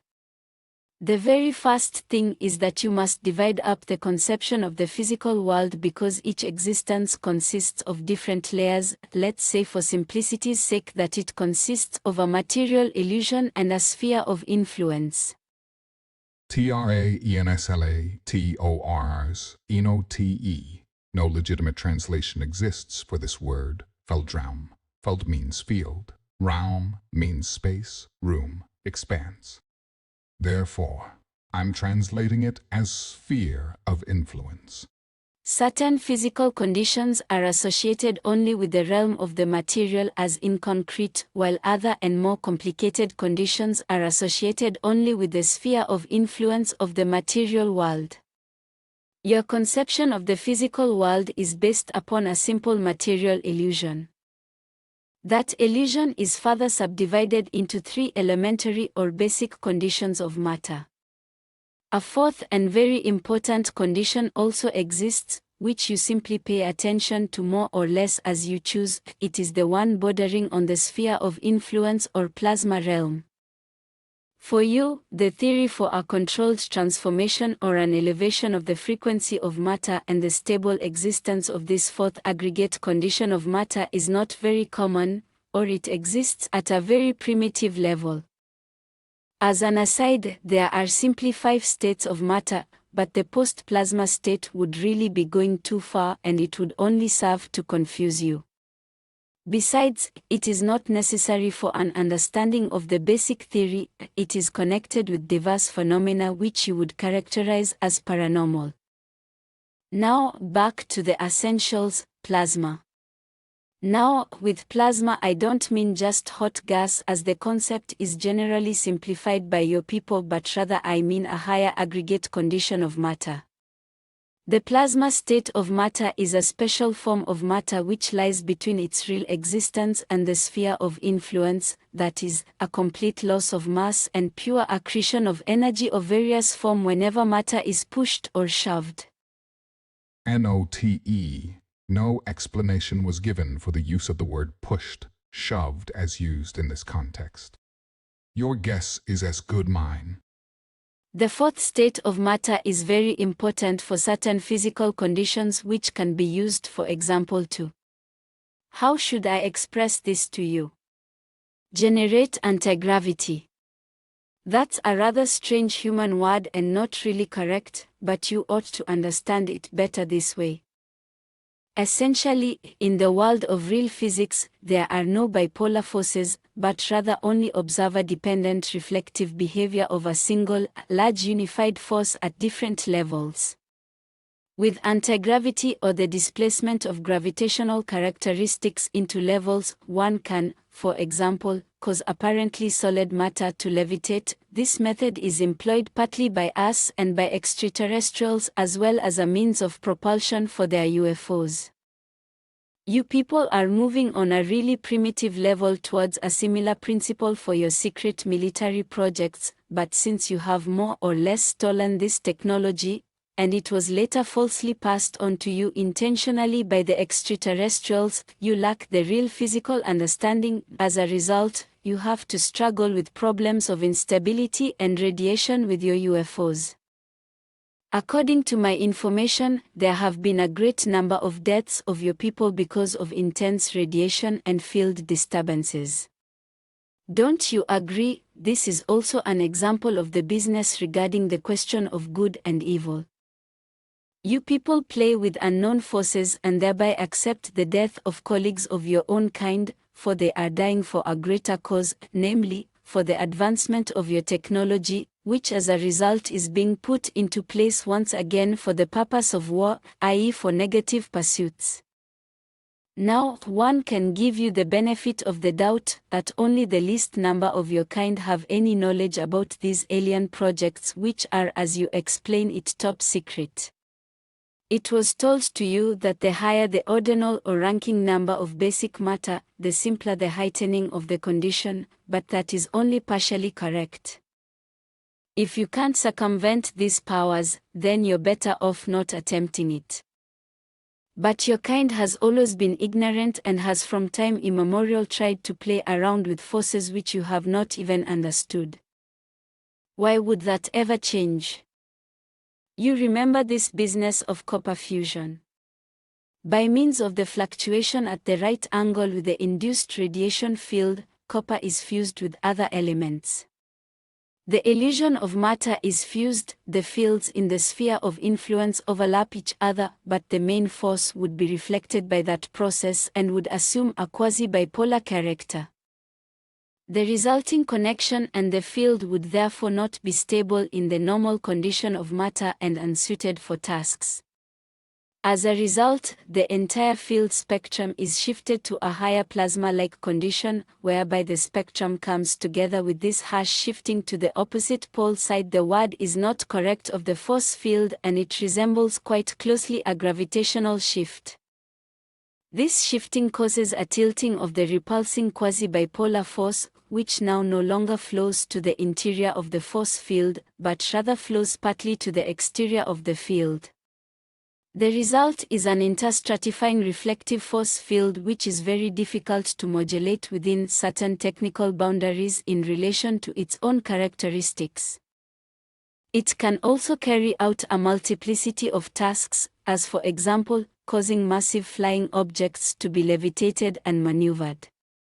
It can also exert a camouflage function in the realm of electromagnetic radiation as well as manipulate temporal sequences of events, indeed only to very limited extent, and other things as well. Are you familiar with your quantum tunnel effect? Even the amplitude equalizations among genuine matter can be achieved with one of those kinds of fields if the frequency and the distance from the plane of the field are high enough. Unfortunately, the whole thing that I have explained to you in your words has come out to be rather primitive, I'm afraid. It sounds rather strange and certainly impossible for your comprehension, but perhaps this simple explanation can be of some use to you in helping you to understand. But then again, maybe not. Is there a scientific substantiation for paranormal powers, as for example with your powers of thought? Yes. In order to explain that, one has to acknowledge the physical reality of the sphere of influence Feldraum. I'll try to do it. Wait just a second. You are going to have to separate yourself mentally from the illusion that which you see is the true nature of the universe. It is, at best, the surface of a side. Imagine for yourself that all the matter here, this table, this pencil, this technical device, this paper does not really exist, but that it is rather only the result of a field oscillation and a concentration of energy. All matter that you see, every creature, every planet and star in this universe, has an information energy equivalent in the sphere of influence which is located on a main field, the general level of things. Now, there is not only one level, but several. Last time, I had mentioned that highly developed species which is capable of changing levels, which is something completely different from the simple bubble changing. 4 bubbles are a part of each and every level.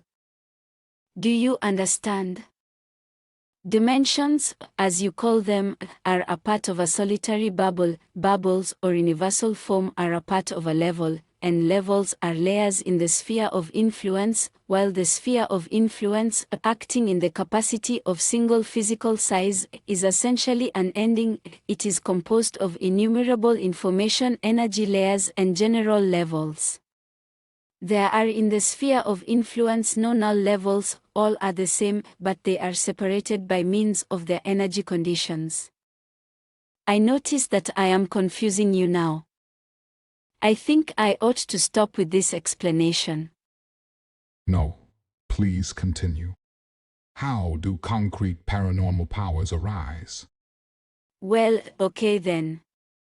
Let's try something simpler. Again, it is not completely correct, but let's begin in this manner. Tangible matter on this side is mirrored in the sphere of influence Feldraum as a field with distinct layers. These layers contain information, as an example, about the simple structure of matter or the string frequency, but also there is stored information stemming from the development of matter. Are you familiar with the human concept of morphogenetic fields? One part of the layer could be designated as such. Now there is still another intermediary layer for which you unfortunately have no human concept, since the theory is not common in human thinking. Let's call it a para-layer, for this layer is mainly responsible for everything which you call PSI and paranormal and which lies outside the boundaries of your primitive science.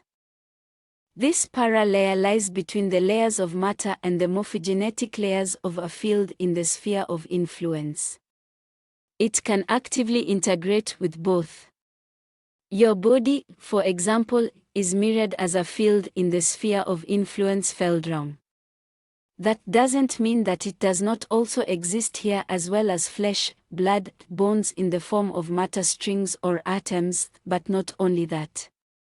Existence is always a duality. Some layers of the field contain simple information about the solid matter of your body and its frequency, while other layers contain information about your spirit, your consciousness, or, speaking from a human religious point of view, your soul. Awareness or consciousness in this case is a simple energy matrix, divided into different layers of your field in the sphere of influence, nothing more, nothing less. Genuine awareness can also exist here on the matter side, but only in the form of post-plasma, the fifth form of matter. With the necessary physical knowledge and the corresponding technology, the consciousness/awareness matrix, or soul, can also be separated from its field of rest. It can, despite its removal, continue to exist in a self-sufficient manner for a certain amount of time. That has the strange occult name of soul robbing. But above all, we are talking about science here, not about magic or dark forces.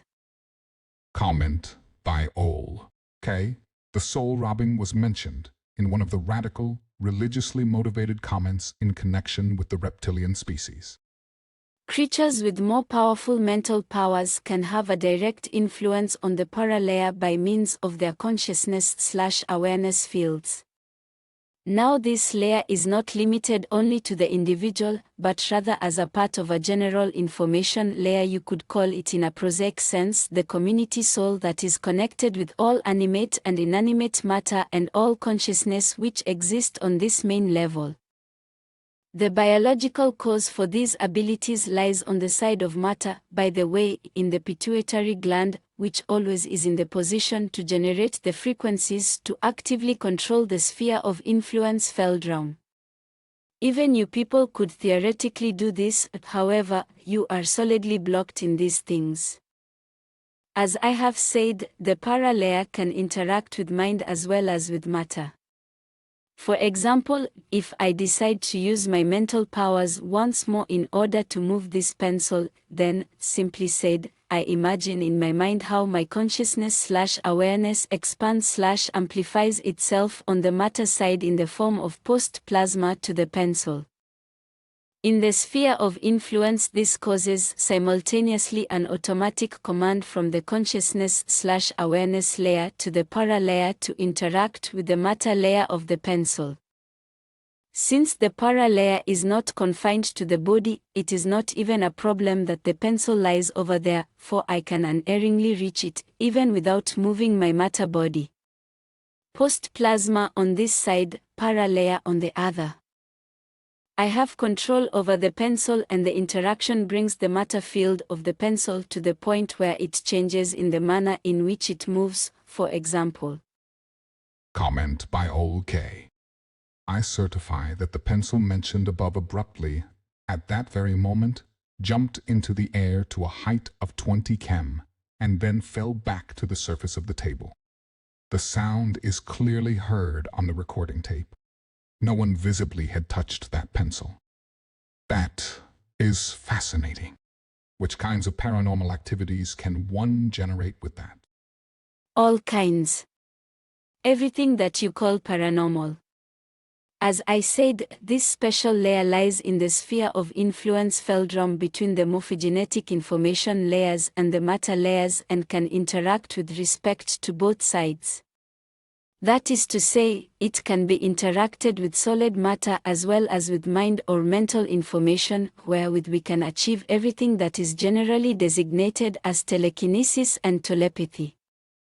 The connection absorption with another consciousness/awareness is generally separate in the procedure from the simple influence of matter, since different consciousness/awareness fields work with different oscillations. A consciousness/awareness that sends or a consciousness/awareness that listens must first adapt itself to the other mind exactly before any access is possible. Most species also have chances to block the alien access, but you people don't have this. The following is generally valid: the stronger the paranormal abilities of a species, the simpler the adaptation and the access. Our own abilities are not so powerfully developed, therefore, first we have to learn specifically alien mind influence in order to use our mimicry, for example, where mimicry is actually quite simple in your minds due to the implanting of the on/off switch. Some of these abilities are also partially inherited. Mother and child of my kind, as an example, are attuned exactly during the first months of life, partially also in the egg covering in the expectant mother, and communicate telepathically. In order to influence you people, we need a certain amount of time for practicing, despite your simple structure. Therefore, it is forbidden, for example, for adults of my kind before the age of enlightenment to come to the surface of the earth. That term is synonymous, along with other things, with full physical strength. In the case of not fully developed abilities, the danger of discovery by you would be too great. By the way, there are of course numerous secret teachings about the real possibilities which can give one these abilities, but I really don't know anything exact about that. Whenever an alien mind ought to be influenced, then there are some generally valid steps, which are set into motion by other extraterrestrial species. First and foremost, the alien oscillation must be felt, something generally that is done automatically by the brain, i.e. for the one the field oscillation, for the other the quasi-electrical brain waves here in the normal space which matter inhabits. That is not especially difficult.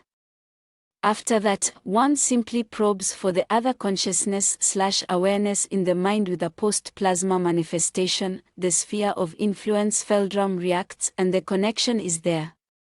Now one can read out information from the first one and record the desired information to the second one in the correct location. You asked me last time whether you people have the opportunity to protect yourselves against this influence, and I told you that only an awake and concentrated mind had any kind of a chance to withstand it. In this state of mind, the oscillations change very abruptly and access becomes complicated. More precisely, it can come as a painful recoil. Whenever you close your eyes, then the field becomes flat, and alien access to the mind is immediately possible and without restriction. In terms of your chances against a more highly developed species, you have none at all. They are able to adjust the oscillations faster than you can change. I could even demonstrate it on you, but you were really horrified and confused the last time, so we'll just leave it at an explanation. This explanation presumably sounds to you like, as you say, something esoteric or from the occult or magic. The reason for that is simply that you lack the basic understanding for seeing the background reasons. All paranormal phenomena have a purely scientific origination. None of this has anything to do with supernatural powers. We grow up with this kind of knowledge, we know how one makes use of these powers, and where they come from. We are acquainted with theory and practice. You are not. Therefore, you really don't understand what happens in your world. You see only one side of existence, not the other. I mean here both that are physical. Everything paranormal is dualistic, and it exists in the space that matter inhabits as well as in the sphere of influence Feldraum. To be explained. It can only be explained by the acceptance of the latter, because the sphere of influence Feldraum is the basis. I would welcome an end to the scientific questions since you really aren't grasping them anyway. We are wasting more or less valuable time by doing this. Only one last question. At our first meeting in December, you made it quite clear that you didn't want to discuss scientific and paranormal concerns. Why the openness now? The last time I saw really no necessity in overburdening you with facts of that kind, and now you are obviously overburdened, therefore, I had preferred only to mention these topics in a peripheral sense. Apparently, however, some of my performances today have set you to thinking about your world, something that can't be all bad. And by the way, your human scientists will tend to regard my comments as humbug. And so I see no great danger in spreading this information widely. No one will pay much attention to it. By the way, the words of people who have characterized me as a creature of evil have their basis in the belief in occult powers and magic, both of which things do not exist. There is no magic, only highly developed science, and everything that you label as magic is only a part of science. If you would only comprehend that, then you would be a step ahead in your development. My openness on this issue ends here. Pose other questions, please. Good. Let's talk about UFOs. Can you explain to me how our governments came into possession of UFO material to the point that they could start their own projects? Did it have anything to do with the Roswell incident? Yes, but that incident was not the first one. I am no historian, I am studying only your current behavior, so my knowledge about those events in your history is presumably not very extensive. I will try to explain to you what I know about those things which happened at that time. Let me think about it for a second. In the years 1946 to 1953 in your time scale, there were 5 cases where extraterrestrial ships crashed to the surface of the Earth. In that crash, which you call the Roswell incident, there was not only one alien ship involved, but 2 that crashed after a collision in different parts of the land in the West, the one you call the USA. You have to know that the ships of this particular species can remain levitating in the air for a particular period of time even though they are damaged. That accounts for the spatial difference in their crash locations. These were indeed not the first crashes, but by that time the second and the third. Another ship had crashed in 1946, but it was destroyed beyond usability. One thing first before the explanation, it certainly sounds ridiculous to you that such highly developed extraterrestrial ships simply crash, and that a relatively large number did so in a relatively short amount of time. The explanation for that is likewise more than strange, but it is correct. It does not lie in the ship's drive itself, but rather in the direction of the field to your planet. This species that we are discussing, and it was always in this time period that this species used a disc-shaped craft, used a propulsion system which ran according to the normal principle of fusion, to be sure, but one that at that time employed a more than unconventional method for field alignment. This method had various advantages but also disadvantages. The repelling field must of course lie in the absolute correct angle to the surface of the Earth. This species used an alignment technology in their ships, with which the field locked into place all points of the Earth's magnetic field. Now at that time this species had just arrived on the Earth and their point of origin lay on a planet with a more stable magnetic field, for which they had developed and aligned their drive. The magnetic field of the Earth is not really all that stable, it is subject to cyclical variations and it forms field eddies under unfavorable conditions.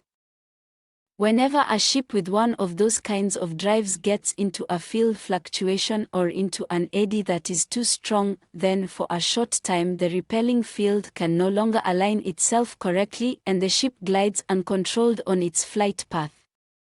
The drive is operating correctly, to be sure, but the field fluctuates in all directions and because of that, the ship can crash. In the case from 1947 which you addressed, it is my understanding that one of the ships got caught in a fluctuation, its field linked up unintentionally with that of its squadron leader and it collided with another ship whereby both of them were heavily damaged. The cause for the magnetic fluctuation at that time was probably an electrical disturbance brought about by a weather event. Both ships crashed as a result, one of them fell near the collision point, the other 100 kilometers or so distant. All occupants were killed in the impact. The thin hull structure of that kind of disc craft is in and of itself not very stable, since those discs have not been designed for crashes as well as for flight in a field where there are exterior forces at work. Now, your human military collected the individual pieces at first until they discovered the whole ships with the dead creatures aboard. Immediately they classified everything as top secret and brought them to their military bases in order to analyze the drive. The secret endeavor was to set the alien technology in place later against evil enemies of that great country. That is as primitive as it is ridiculous. I believe I remember. I don't want to specify exactly your date, that it was probably between 1949 and 1952 that there was a rather bad accident during some research being done on one of the wrecks. According to what I heard, what members of my species were told by members of that government, it resulted in an unintentional activation of one of the drive's components in the unshielded condition. As a result, for a very short period of time, how should I phrase this, there was an unchecked shift of the environment to a plasma-like condition, which on the other hand, through a very, very unfortunate accident, caused an overturning of the general power field into a magnetic pulse of immense power. Do you have any idea what kind of an effect a plasma magnetic jolt has when it comes into contact with an organism? No, how should you know that? Of course you don't. Disturbance in the structure of the field and bioelectric feedback. Imagine, if you will, a human body which is engulfed in bright flames for 3 or 4 of your days. Those flames apparently do not go out and they burn the body right down to its last constituents. Well, then you have an approximate impression of what happened. I think that 20 or 30 of your scientists were killed in that lab. 2 further crashes occurred in 1950 and 1953 in the water catchment area of the American continent. Those ships were able to be recovered from the crashes relatively intact. The one in 1953, as I remember, even had an intact drive core. It was by means of that device that you saw for the first time that you had understood the entire concept fully incorrectly and that you had reconstructed it fully incorrectly. Even today you still don't have it right. That species, which had built the ships in the first place, a species which I, by the way, count among those who are unfriendly towards you, was naturally worried about the investigation of their own technology by your kind. They did not want, however, at that early point in time, to begin direct conflict with you, and so they chose the diplomatic path and came into contact with that government during your 1960s. Of course, they did not divulge the real reasons for their being here: copper, hydrogen, air, but rather they pretended to be curious researchers and offered to show people the functioning principle of the ships, whereby they would expect in return some favors. Simple-minded as you are, you of course agreed to it. And were deceived. You gave them raw materials, you gave them secured locations for their bases, you gave them access to your most secret defense data, you gave them access to your DNA and much more, and all just to quench your greed for power and information. The alien species, of course, quickly noticed that they were dealing with simple-minded creatures, and they gave you false and inferior information about their technology so that they receive much more out of the collaboration than your kind do. For example, they gave you information that the drive can only be constructed with unstable elements of a higher ranking number, but they withheld the information that the field drive can be constructed with various modifications to work as well with stable elements of a lower periodic number, and generally, that's the way it's done. Through these half-truths they made you dependent on the synthesizing of high-numbered elements, and thereby renewed by their own technology. Their clues to the construction of your UFOs were laid out in such a way that the solution to old problems caused new problems to arise simultaneously. They never told you the complete truth, but always built in again and again clever lies, which later lead to technical problems and to your dependence on them.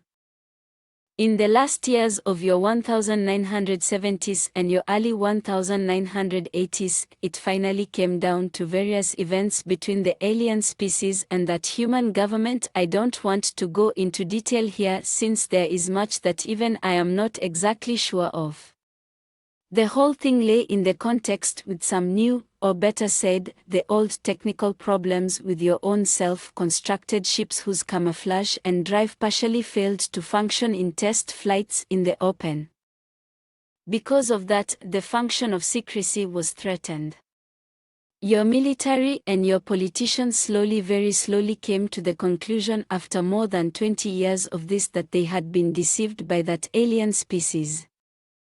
Multitudinous incongruities and the overstepping of bounds of the treaties by both sides finally led to an altercation between you and the extraterrestrials, which culminated in the lift-off of 3 of the alien aerial objects through a special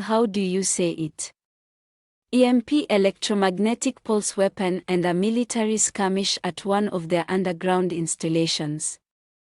As a consequence of these attacks, the alien species ultimately withdrew from all contact with you and was understandably more than angered about your kind. Therefore, I count these extraterrestrials among the 3 groups who are hostile towards you, while the other 2 are more occupied with their own business, among them waging a cold war for dominance on your planet. Your old friends and partners are preparing to supply themselves finally with the sole and absolute dominance over raw materials and human DNA. At the moment, it is probably true that they lack some of the technical possibilities and the large amount of forces which they need in order to achieve their goals directly. In spite of that, we are counting on negative actions, possibly ever of a more subtle kind, against you in the next few years or decades. Will the other extraterrestrial species undertake nothing against these warlike actions? Specifically, something ought to be on Earth for the more highly developed species. You're wrong there. Specifically, for the more highly developed species there is simply, at the very least, your fate. You are animals for them. Animals in a very large lab. Understandably, an alien intervention on your planet would disturb their projects, but I don't think that they accept a confrontation with other species for it.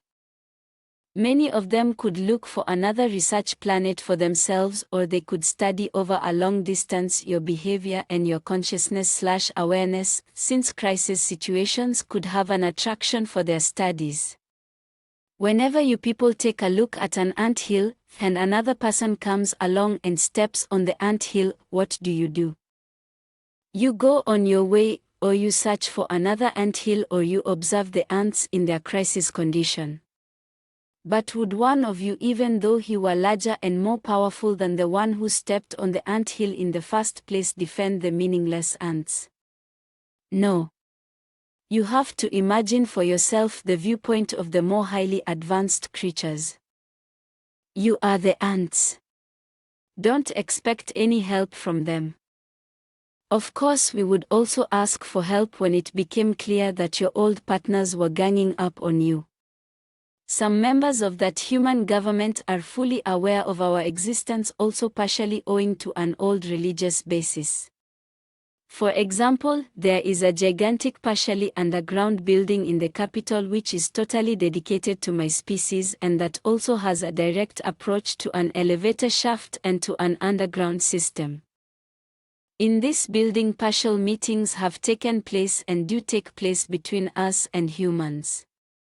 We have passed on information to you in the last few years. According to what I know, we will keep ourselves as far away from the conflict as we can.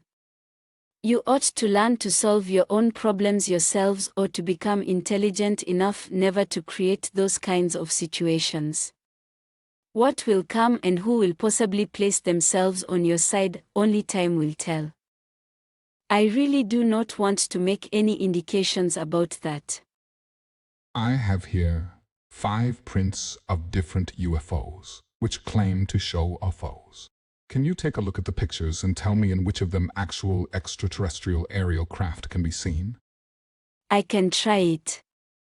You pose many questions to me today which even I cannot answer unequivocally. Don't overestimate my knowledge. I'm no expert in alien technology and the construction of extraterrestrial ships. To be sure, there are mostly some technical details and peculiarities about genuine UFOs, with whose help one can easily differentiate them from natural phenomena or human forgeries. You falsify sometimes the pattern of genuine ships, therefore, it is not so easy simply with absolute certainty to identify an object. I'll try it. Show me the photos. Comment by Old K. She considered the pictures respectively for only a couple of seconds, and then sorted out photos 1, 3, and 5. These 3 pictures here are obvious counterfeits or erroneous identifications. In the one picture, it certainly seems to me that a real existing ship of an alien species was adapted for a small model here. It lacks important characteristics which are tied in with the technically and physically associated field. Generally speaking, a picture is all the more a fake the clearer the outline and the colors are, because a levitating ship is generally hidden in a shifted field condition that even distorts the colors or the forms according to alignment. It might perhaps sound strange, but hazy and spectrally shifted photos are sometimes to be interpreted as an indication for a possibly authenticity. By the way, this object is floating above the water. If it were a genuine ship, we would have to see in any case either a trough or a swell on the surface. Since the surface is flat, it is obviously not a genuine ship. In my opinion, none of these 3 pictures show genuine objects in flight or UFOs. Here in this picture I see above all no artificial object in flight. It seems much more to deal with only a light reflex in your simple optical cameras.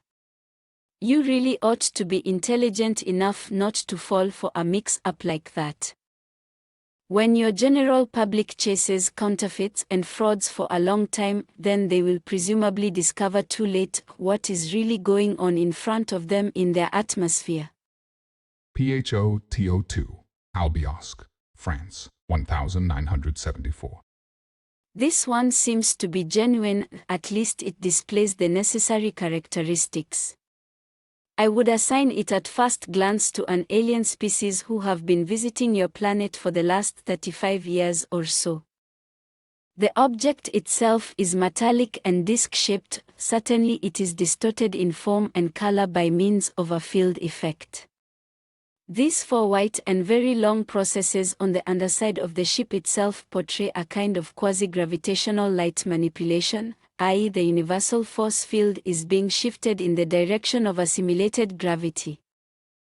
Actually, it is not a genuine light. It is mostly not a genuine light whenever you see illuminating UFOs, but a special strongly charged form field which manifests itself in the space that matter inhabits as a quasi-light. The reason for the activation of this special high-energy system in an atmosphere is not completely clear to me. It's possible that it is a kind of investigating or influencing of the environment. In any case, it is terribly careless of that species to allow this technology to be photographed by humans. Well, I guess that most of you just plain don't understand it, and those who do will not say anything about it to the general public. PHOTO4, Petite Rechain, Belgium, 990. This is in fact a genuine aerial object. It is in no way extraterrestrial. Triangular aerial objects in flight are simply not used by alien species, or not in this form, at least. That streamlined kind of form is a human concept. It is one of your own secret military projects that you build with the help of immature alien technology that was handed over to you by the extraterrestrials during the 1960s and the 1970s. Generally, the form of the hull for a genuine extraterrestrial ship is of no consequence, for inside the field itself there are no exterior forces that have any effect there. In general, the ships have a rounded-off form and they are built without hard edges as a disc or a cylinder so that the field can flow more easily. Your projects decree that along with the alien drive field there also be a conventional jet engine system, therefore, they are always triangular and built thus with streamlining in order to be steerable with this primitive recoil principle. In the example here the ship glides above all on its genuine field drive. Do you see the distortion and the quasi-light in the rotating cylinders?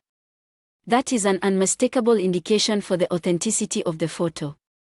But why, you might ask, are there 4 cylinders? That's unusual, even the interval seems to be incorrect. The coloring is very dark and the interior optical distortion is very noticeable. Presumably a reconstruction of the original system by your scientists. Since the alien species has just not given you any more information since the disagreement, they are rebuilding the system single-handedly without actually being able to understand what kind of dangerous thing they are doing there. This construction does not make the system better, only more unstable. Both of the forward cylinders are too close to each other, they will definitely flow into each other. The color shows me a powerful residual radiation. It was probably the case that high elements were used again as customary for the shifting. It is in any case very dangerous to be unshielded in the vicinity of the field. Did the person who took the photo display any kind of radiation and burn damage? I don't know. Where do these military UFOs come from? From the United States? Yes. I think generally that's true. From the Western continent. Why then do they fly over thickly populated areas of Europe? This photo comes from Belgium. That doesn't make any sense. Can you explain? Why is it that only I am able to explain strange human deeds? It's possible that these are long-distance tests or tests with the electromagnetic camouflage systems. The old enemy of the American nation is on this side of the world, so why shouldn't they test here? At home they've had enough time to have had their ships crossing back and forth. Maybe they have aroused too much observation there. With one of those kinds of unstable field structures as your photo indicates, I consider it somewhat improbable that that ship is capable of making a flight of that length over the ocean. It's possible there is a test station here on your continent. Unfortunately, I don't know anything about it. Many readers of the first transcript have posed the question how your original contact with E.F. came about. I already know the story from your narratives, but could you repeat it here once again for this volume and for the new transcript? Of course. Now, the story began about 2 of your years ago here in Sweden. I have been strongly interested in your species and your behavior since my youth. I had already studied your literature at that time, as well as possible. Naturally, it is not easy in my homeland to come into possession of human books, but since my group or family stands in a higher ranking order, I was able to gather some material together and sometimes to speak with others of my kind who have already been in contact with you. I was really very curious about your species, and as soon as I was allowed to come to the surface, I attempted to assemble more information immediately. Above all, it was expressly forbidden for me to commence direct contact with humans because in my position at that time, there existed no necessity for doing so. It was in your year 1998, when I was on my way further north from here in the remote forests in the vicinity of the entrance to my world and was looking for biological specimens, which we use in order to watch over environmental pollution and destruction of your flora and fauna statistically by your own kind. At the time, I was already on the return path to the entrance. We can even orient ourselves more easily, by the way, through our senses to the Earth's magnetic field and already in the vicinity of the large lake, when much to my surprise I came across a cabin in the woods. In this cabin I sensed a human consciousness/awareness. It was EF. Actually, I had no permission for contact with another species, but by the same token I had set in place my mimicry capability quite successfully prior to this. Even with larger groups of you, I had never ever come across a human being when I was alone.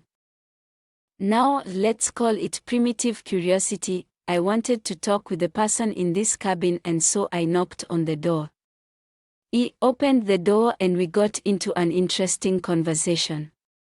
His language was not quite yet common at that time for me, but it's not all that hard to learn a new language when one can read the information in the consciousness/awareness of the opposite individual. I simply told him that I came from a foreign country in the East. Of course, at the time, he did not really recognize who I was. He was totally convinced that he was talking with a creature of his own kind, although it was simply only a mimicry image. Since my assignment anyway had as its goal an investigation of this terrain which was to last for several days, I visited him in this span of time 3 times as a human person. At first we talked mainly about really ordinary things, later we got into religious and physical topics. He seemed to be impressed by my knowledge, and I was likewise impressed with his clear thoughts and his for a human being well-displayed personality structure and his own opinions. You really like giving yourselves over completely to a public opinion or conditioning, as for example, reptilian species are evil and stuff like that. I steered the conversation in this direction, and EF said something to the effect that he believed in alien species and that they did not have to necessarily be evil, but perhaps only different than his kind are. That pleased me. At that juncture of time, of course, I could not speak concretely with him about my knowledge because he wouldn't have believed me. He would have taken me for a human practical joker. I cultivated the very, very unusual idea, for my kind, to show him my true exterior, something that I did during our conversation at our 4th meeting in the cabin.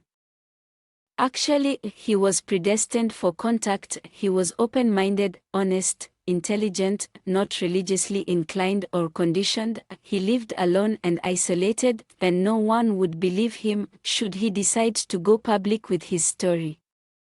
I dared to take the step, but then I had serious doubt about the propriety of my act, especially when he reacted very violently.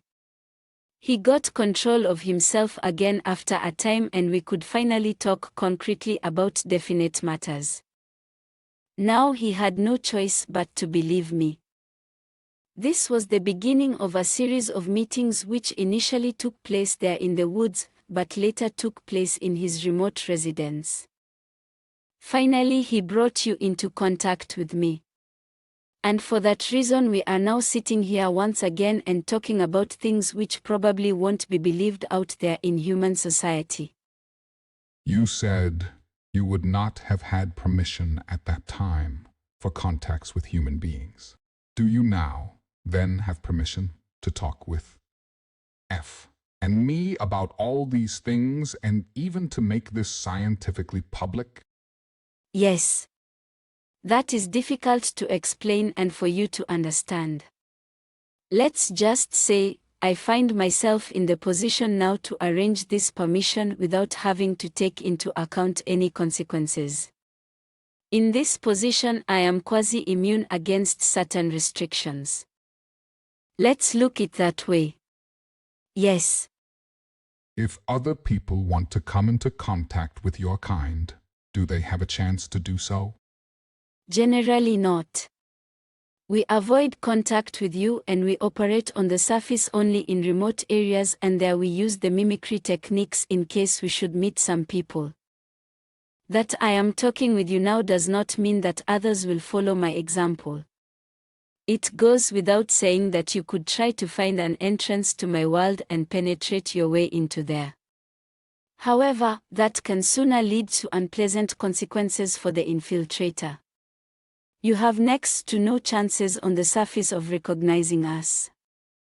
You can't even contact us directly, we have to contact you, just as I did with EF. Those kinds of contacts, however, are not the rule but are very rare occurrences. Can you describe your subterranean homeland location? I can attempt to do so, but I certainly will not tell you where this place is located. My homeland lies in one of our smaller underground settlements to the east of here. I'll give you some numbers so that you can make a better impression for yourself. Just a minute. I have to try to convert the measurements approximately into your units. It is a dome-shaped cavern at a distance of about 4,300 meters from the Earth's surface. The cavern was organized as a colony about 3,000 years ago. A major portion of the ceiling structure is artificially integrated into the rock, and the form was remodeled into an almost elegantly proportioned and very flat dome with an oval ground plan. The diameter of the dome, according to your measures, is about 2.5 kilometers. The height of the dome at the highest point is about 220 meters. Underneath that highest point in every colony there stands a special whitish-gray cylindrical building, a kind of supporting column which holds the honeycomb net carrying structure of the dome. This building is the tallest, largest and oldest in the entire dome, for it is always situated as the first construction together with the security of the ceiling. In the meantime, of course, there were times when it was completed and reconditioned. That building has a very special name and religious significance. We have only one of those columns. Larger colonies even have more columns according to the construction of the ceiling. One of the main colonies in Inner Asia has, as an example, 9 of those kinds of supports, but that colony is also over 25 of your kilometers in size. The central building is generally a center of religion, but also a center for climate control, and a center for the behavior and the regulation of the lighting system. We have at our location altogether 5 large artificial light sources which generate your UV light and its warmth through gravitational sources. The air shafts and the light systems from the surface likewise run through these columns, and naturally, they are very intensely controlled. By the way, we have 3 air shafts and 2 elevator systems there, and even a tunnel connection to the next main colony, which lies approximately 500 kilometers to the southeast. One elevator shaft leads to a cavern near the surface, the other leads to one of our depots for the ships, you remember, the cylindrical ships, that is naturally concealed closer to the surface behind a rocky mountain face. Normally, there are only 3 ships there. It's a small depot. The other buildings of the colony are, for the most part, concentrically ordered in oval circles around the main supporting column, and they are without exception much flatter, generally only between 3 and 20 meters tall. The shape of the buildings is round and dome-like. The color is even differentiated according to circle and distance from the main column. To the north of the column, there is an additional, very large but very flat round building. This building interrupts the concentric system of the colony with its diameter of about 250 meters. It is the artificial sun zone in which specially illuminated corridors and rooms are housed. In these locations, very powerful UV light predominates, and they are used in order to warm our blood. There is even a medical dispensary and a meeting room located there. Beyond the outer ring of the colony, there are zones in which animals are kept. We must consume flesh as nourishment, and the gardens in which plant nourishment and mushroom culture are cultivated. There is also hot and cold running water there from subterranean sources. The power station is located on the edge of the colony. The station is driven by fusion as its base, and it supplies the colony and the suns with energy. My group or family lives, by the way, in the fourth ring of buildings out from the central support column. So much in such a short time. To describe to you all the buildings and their tasks would be going too far. It is difficult to describe something like that to you, for it is a completely different set of surroundings and culture from what you are accustomed to in your life on the surface. You really have to see it for yourself to be able to believe it. Will I myself see it sometime? Who knows, maybe. Time brings new opportunities. How many creatures of your kind live in this colony? Approximately 900. That is the end of the interview. Do you have any final message for the readers of the transcript? Yes. I am thoroughly surprised at the many comments to my words. Of course, I am naturally also disappointed about the religious portrayals of me as the enemy which have been voiced and which have buried themselves deeply in your mind. You should learn to set yourselves apart from the old conditioning and not to stand quasi under the control of something or someone who has already been gone for 5,000 years. You are, after all, free spirits. Those are my final words.